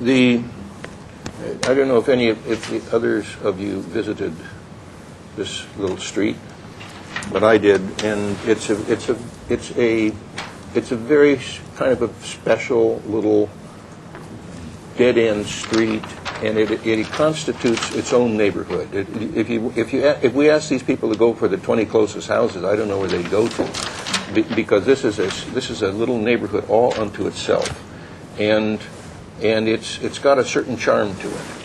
The lots are very big. The house down at the end is set way back, and it's got a huge front yard. All of the other houses are single-story. And I don't know how big the other houses are, but this is not a this is not a big addition. The whole house, when it's all done, is going to only be less than 3,000 square feet. on a 11,000 square foot lot. And I mean, following up on what you've said, there's a problem with the architecture there. I agree with that. But I think that a single-story addition to this that accomplishes what they want to accomplish can be done, can be designed, probably will be less expensive for you to build, and it will be totally compatible with the neighborhood. And this here is a little bit of a neighborhood buster, because once you start this, then everybody's going to want to start doing two-story stuff. And I can't support, at least, I can't support this particular design, but I feel very, very strongly that a single-story solution would be a better solution for this neighborhood. Now, maybe if they come back with some, it's something that just knocks your socks off, with second story that's set way back, and the whole thing appears from the street to be single story, there might be a possibility for that to happen, but so I wouldn't say absolutely no, but putting it right there, that's just not. It's a single story neighborhood. Okay. Any additional comments? Bernie? Okay. Can I address that? You'll have a Okay. chance at the end. Okay. No problem. I did not drive through the neighborhood, and I wish I would have. I really wish I would have. I see some architectural items on the drawings that could be solved, but I think the big issue is whether a two-story version is acceptable in the neighborhood, and without having driven the neighborhood, I'm having a hard time making the findings that they are. I mean, there's lots of things I wrote down right away plate height, so that's 8 feet, that was fine. Materials, there seems to be a bunch of different materials that are changing. That doesn't help the design, meaning these are all these materials are in the same plane, and they're just changing. And if that was all one material, it would probably be a better design and not read as a two-level thing. The deck here is internal. There's some code issues that you'll get to on that. And then just materials. Is this going to be a wood lap siding? That was the intent. And the roof is going to be, what type of roof is this? Just Composition, asphalt type roof? Right. Okay. Right. Okay. Maybe I need to do a little more investigation on our board to find out if they feel it's acceptable as 2 stories or not with the current design. I'm going to start there, Denise. No? Did you go to the neighborhood, or are you familiar with the neighborhood, though? No, but I saw some of the pictures of the neighborhood, and I think that a single-story solution would be best in this particular case. Okay. Aaron, are you familiar with the neighborhood some?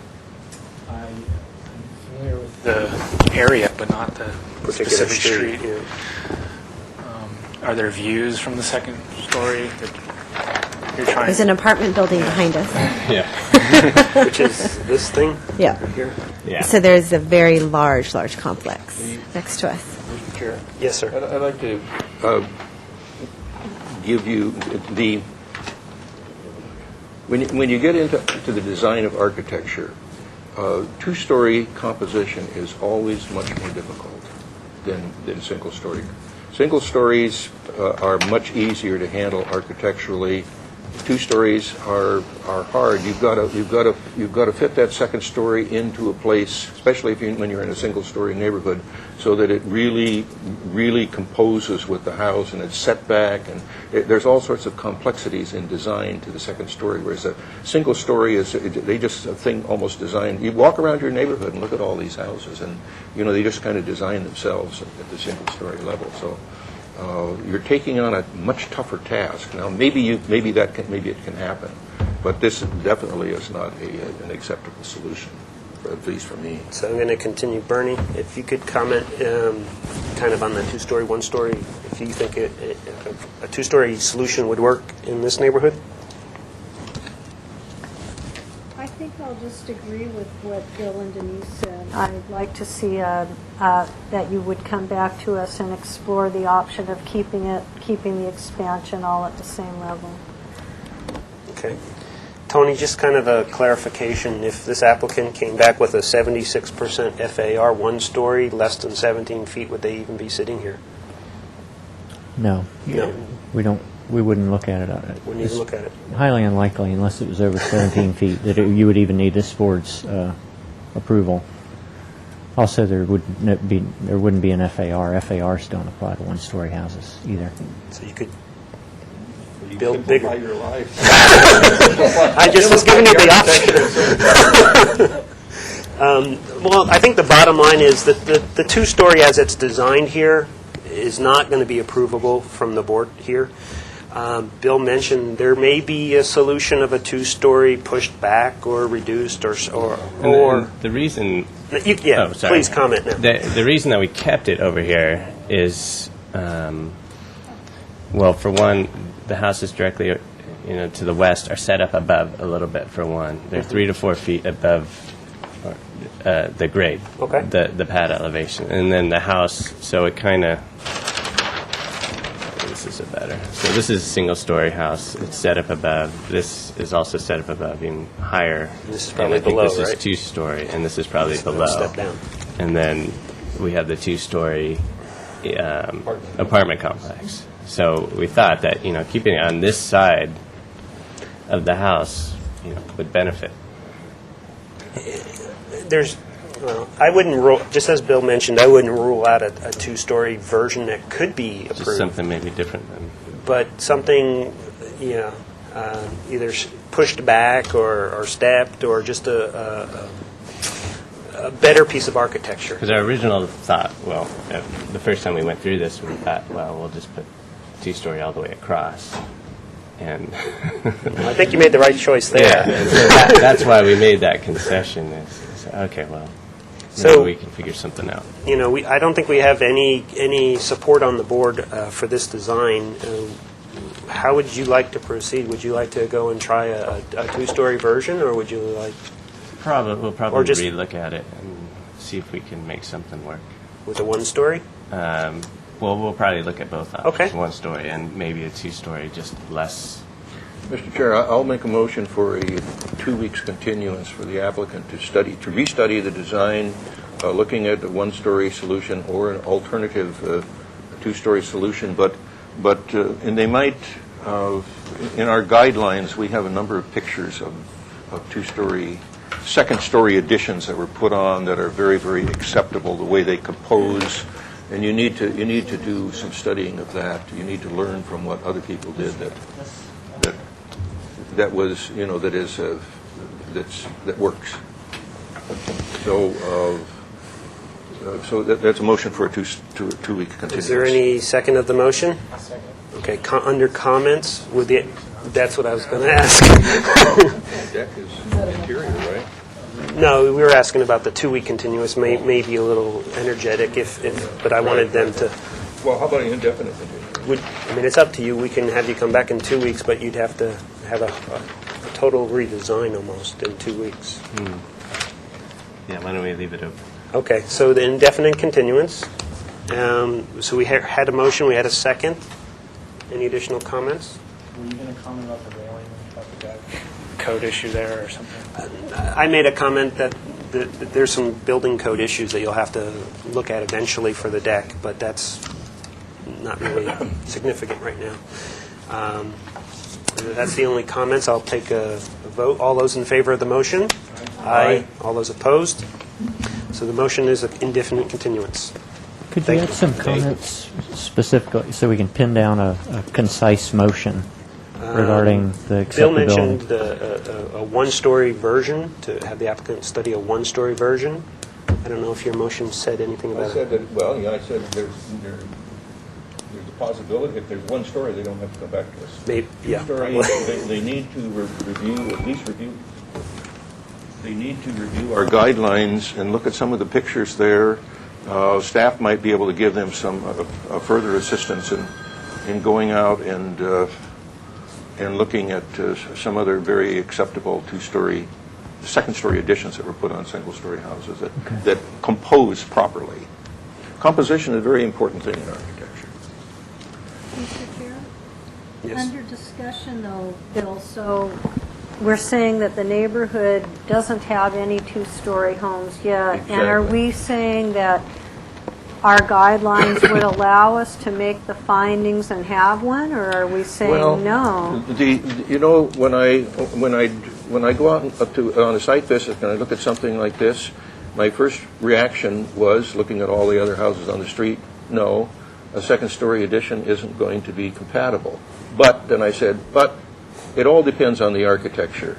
If the architecture is good enough, and if it composes properly, and if it's way back so that you don't see it from the street, and you still maintain the single-story feeling to the street, maybe it will work. I don't think a person should say no until you see, what the designs are. For example, it could be dug down, or it could be Whatever, yeah. Or the roof could possibly. Single story is much simpler. Tony, we take a vote on that one, on the motion yet? Didn't write it down. Okay, all those in favor of the motion of a... Aye. Aye? All those opposed? Okay. So you just come back, or if you have a one-story solution under 100 FAR, you'll just work with staff. Okay. 85. I think it's 85, isn't it? Well, no, single story. For one story, there is no FAR. Yeah. They're not on the hillside design. One stories are But you want exempt. your neighbors to love Stories are exempt unless you're in the hillside design. Thank you. Tony, you have one? Thank you. So we'll move to item 4 on the agenda. This is a... So you, We'll just take it. You can have it. you know where to get these books, right? Yeah. Item 4 on the agenda, which is 575 West Mountain Drive. This is a new item. The proposal for 2 uncovered parking spaces and to legalize the as-built removal of a 2-car carport. The proposal includes permitting the as-built 5-foot-high steel entry gate and relocating a 120-square-foot shed to conform to the setback and abate violations.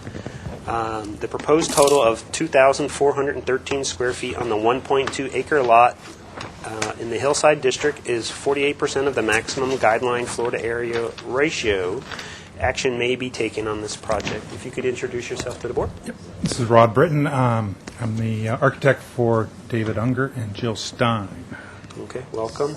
If you could go into a little bit more specifics about the My project. clients bought the house about 3 weeks ago, maybe a month. And so there's a zoning infraction report on it. There's 3 things we're addressing here. One is this, excuse me, the shed was in the setback, so we pushed it back inside the setback. The other thing is, in 1993, the garage was converted into a master suite, and there was no covered parking. I've been working with Tony and the new parking regulations, and we can put parking behind as long as it's behind the front of the house. There's an existing 20 by 20 pad, so that works out pretty well. As part of uncovered parking, 120 square feet of storage, which we also happen to have. So that all seems to work out. So that takes care of the parking, moving the shed. And the other thing is this existing gate, steel gate that was put in. And it's manual. It doesn't really work. But it is in the setback. It usually goes to here, so we're going to move the post back for now. And basically what we're trying to do is get this slate clean for them because they want to renovate the house and do additions and pools and that kind of thing. So. On Mountain Drive, right across from the reservoir. Sheffield. In behind the reservoir, actually.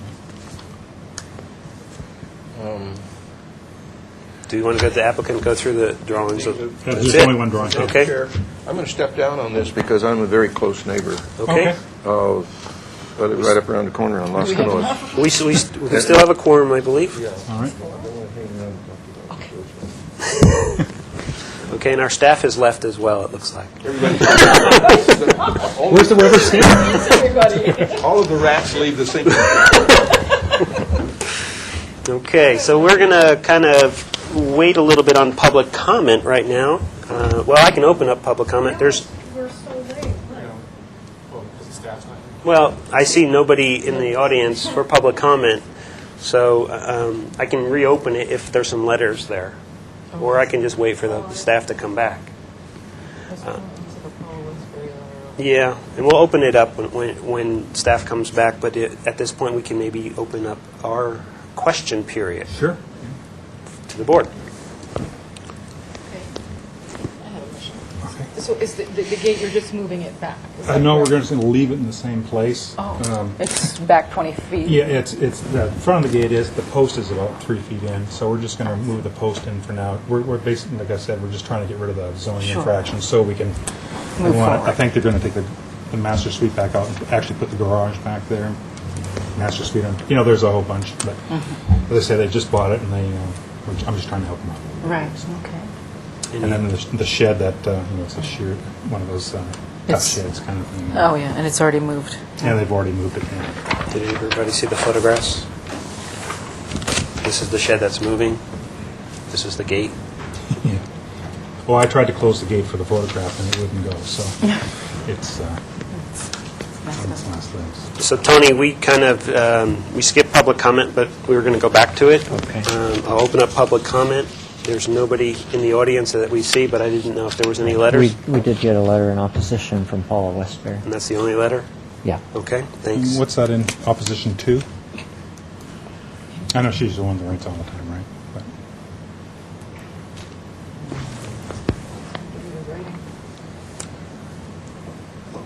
It's very difficult to read. yeah, it's all right. It's Okay, so at this point, we'll close public comment. We'll go back to questions for the applicant. So the gate's in working condition or not? no, not really. So why not remove it? We could. We just first things first. If you want us to remove it, I can put an X through it. Now they're not wedded to it. It's just that it's there, and it is kind of nice if they ever have to close it, because they have extensive gardens or plantings, I should say, and I'm sure they probably just keep the deer out. I have a question to staff, I think. Being that this project had a carport at one time, it was approved for two-car parking. What the applicant is asking for is to have two-car uncovered parking.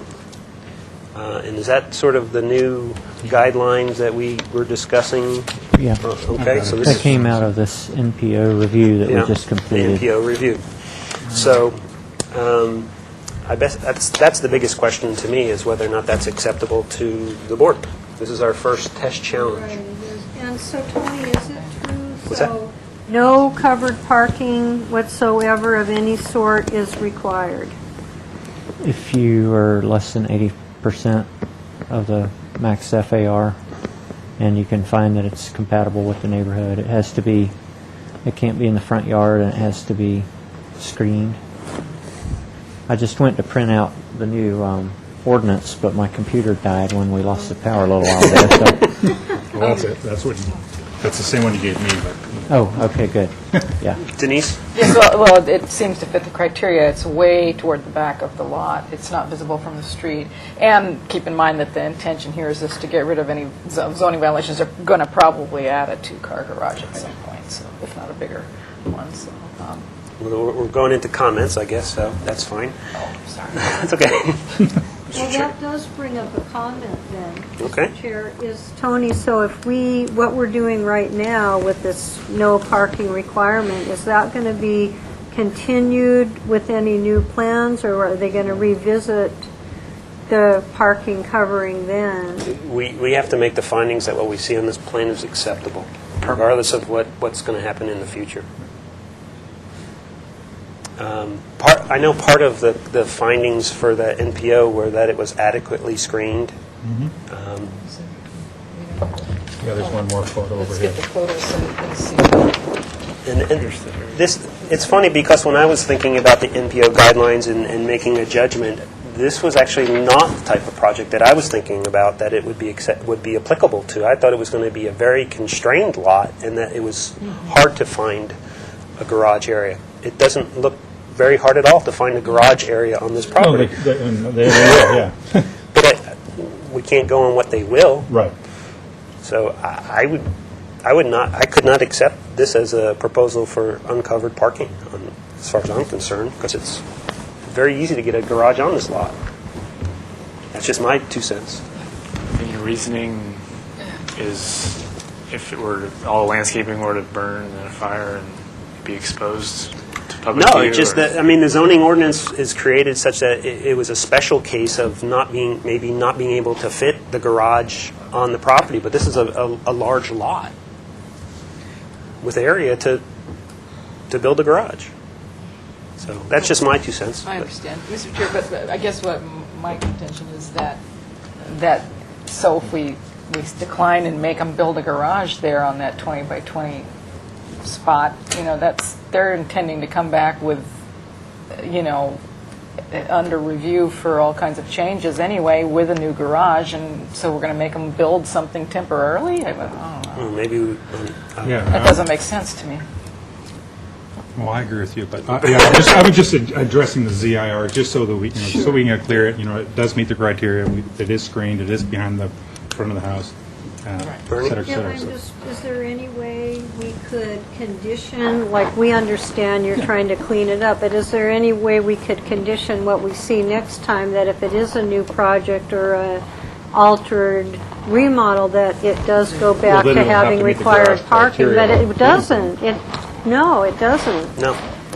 I don't think you can do a condition like can't that do based it. on some hypothetical future project. No. So that's my comments. If there are any other issues, there's no issue with moving the shed. And this seems a very minimal thing at the front of the gate as well.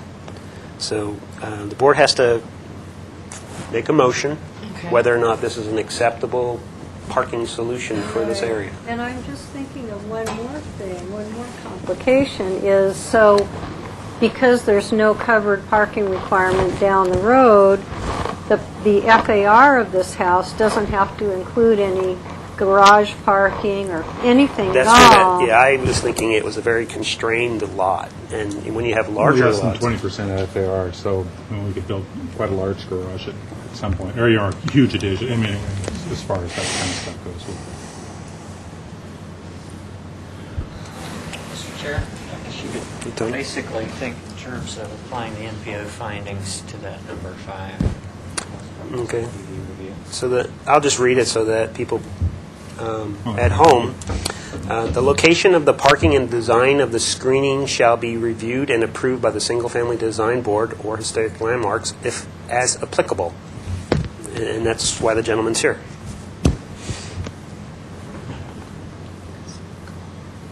That was it? That's what it says. So It's in process, isn't it? yeah. So, what to do? Well, somebody can make a motion. Okay. Go for it. Well, that's, Well, I'd like to make the motion that this is approved and that it seems that they have come to terms with the violations and you find that the parking solution is acceptable and Temporarily. compatible with. Well, we can't do that.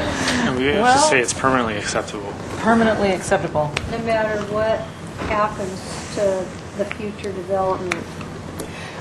For me, it's not that big of a deal because it is so far, no one sees this. So I think it is acceptable. No one sees this. It's behind the house, deep in the lot, surrounded by trees and foliage. No one sees this. So for me, it's approval. So that's the motion. Is there a second? I'll second. Okay. Discussion, I've already shared my comments. Bernie, you may be the deciding vote. Yeah, no, I can't support it because it's just, Okay, let's just vote on it quickly, just to get it. All those in favor of the motion? All those opposed? So the motion didn't carry. So we need a second motion to move the project. If I made a motion that to find it not acceptable and then to ask the applicant to go back and design a covered structure, which I'll just make that motion quick, and maybe Bernie will second it. I don't know.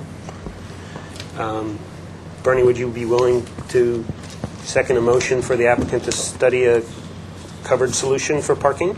yes. Okay. All those in favor? All those opposed? Well, maybe they'll. Can I ask why aren't we addressing the new improvements with these violations? As I said, they just bought the house. They're still in boxes in there. Is there an issue with that, Tony? No, that's what, And there are, I guess we could just have this ZIR open until, if and when they ever address, the pool and the addition and the hot tub and the outdoor kitchen. There's half a dozen ideas, and they're just fresh in the house. I'm trying to encourage them to live in it for a year before they make any decision. These violations. Well, in terms of the enforcement case, they need to show that they're making progress towards resolving the they're here, violations. so. They're done. Well, we don't generally like to do indefinite continuances when we have enforcement cases because we want to keep people moving along, and not just hanging out there. Mr. Chair, if I may. Yes, Denise. Tony, if they proceed with planning of the rest, then does that sort of stave off is that enough action that they're taking? They're redesigning the property, so does that just put those on hold until they can come up with their design? It might take a year for them to get that done, but... Well, there again, we try to continue things to a date certain. Tony, with a violation, like a zoning violation. the other option that may come up is we're short 3 board members right now. 1 board member will never be able to look at it, but we have 2 board members that probably would. Yeah. And that would be a different composition of the board, and they would have, obviously, we might be 3-3, but we but we would be different than what's here right now. So that may be an option, just to continue it for a couple weeks, represent the project to more board members, and get a better feeling for how the board will look at a project like this. But as of our composition right now, we're kind of at we're deadlocked. Okay, I have a couple of points. One, this was approved by the city of Santa Barbara in 1993 to take out the garage. So I have a little trouble with my client being responsible for not having covered parking when they would have bought a house. I mean, that's really not their fault. It's like, the people that ran the daycare or sold the cars out of here, they shouldn't be responsible for that stuff. Hold on 1 second. Tony, is that true? I mean, if the city approved the conversion of the carport to habitable space, there was no requirement for an additional covered parking? I don't really have an answer to July that. 6, 1993. I can't explain that. I don't have the knowledge of that. Well, the street file on this is all over the place. So, I mean, there's not even 2 site plans that are the same. So, What kind of, Tony, the rules that are being applied to this are the current zoning, and we'd have to look at it from a historical point of what happened with this carport.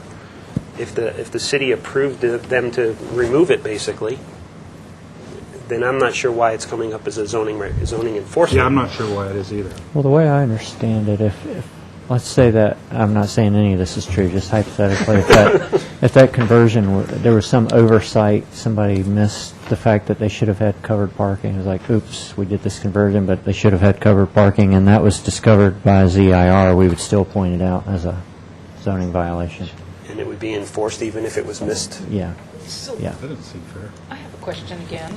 So what was this all about? It's all there. It's So all it's existing. as though perhaps they were intending to build a garage, and that was a requirement, but they just never did, so Quite that possibly. makes it a zoning violation. Because they've got the 20 by 20 slab. Yeah, it seemed the natural. Yeah, There was a building there to me. But there might have been, or they were getting ready to, and then they decided, well, let's not do it. Yeah. That's it's actually asphalt. I'm sure it's just old cracked up asphalt. They put a spit coat over top of it. Another kind of easy solution would be to put up a one-car carport, which would not require design review. This is in the Hillside District, but the slope wouldn't trigger design review for a one-story proposal. So he only needs a one-car carport? Yeah. 40 square feet. Because he's It's like below- $10,000 or $10,000 or $12,000 hickey they're going to have to pay for temporary, because, as I say, So at this point, again, we're sort of at a stalemate situation. I might have to ask what your preference would be to either come back to the board again with either an alternate solution or the same solution with a different board makeup, I can do that. Or Talk come to the back- client, and maybe they're, as I say, they're got 1,000 ideas, and, Or come back with a solution that includes covered parking somewhere. So the option is yours. Well, I'll do the continuous for 2 weeks for a start, and then we'll go for the, with the fuller board, hopefully. Okay, so we need a motion for continuance for 2 Okay, weeks. I'll make that, excuse me, can I turn this on? I'll make that motion to continue this for 2 weeks to the I'll full board. second. And I have a comment. I'm just thinking, would it be of any benefit if we did approve the shed and there's 3 things, right?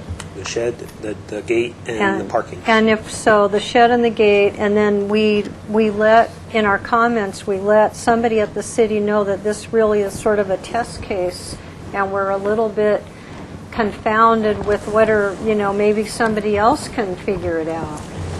It's up to us to figure out the uncovered parking issue. But Tony, that is a good comment. If we could clear up 2 out of the 3 zoning enforcement violations, that would show progress. Sure. Should I modify my? Yes. Okay, then I'd like to make the motion that the applicant has cleared the 2 of the zoning violations, 2 out of 3, the entry gate posts to be removed and set back to the set 20 feet back from the street, and that the shed has been removed from the setback. Outstanding is the zoning violation regarding the covered parking. Is there a second?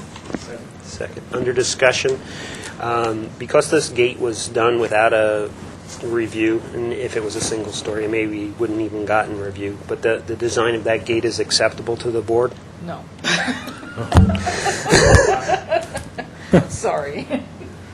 Here, take a picture of it. Well, is that design acceptable to anyone here? If that be the case, we'll just remove the gate. It's just 1-inch tube steel. That's actually it's 2 9-foot gates that have been sort of hack welded together. That's why I'm saying. Okay. So if we modify our motion to include the removal of the metal gates from the project? Right, let's do that. And this- Modify the motion? It's fine with the second. Any more discussion? Well, when you said has cleared, it's that subject to our approval, then they're going to go ahead and do this.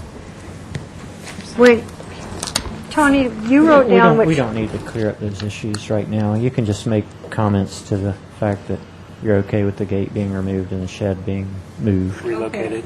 And then the outstanding uncovered parking is... There's really no benefit to try to approve those little pieces of it at this point, but Okay. No. So we had a first and a But it second. shows the progress. Yeah, we had a first and a second, and we need to take a vote on the motion. All those in favor? Aye. All those opposed? So the motion carries. So we'll see you in 2 weeks, I guess. All right. Do you want these drawings then? These are the ones I brought today. That being the last item on our agenda, we are closed for business.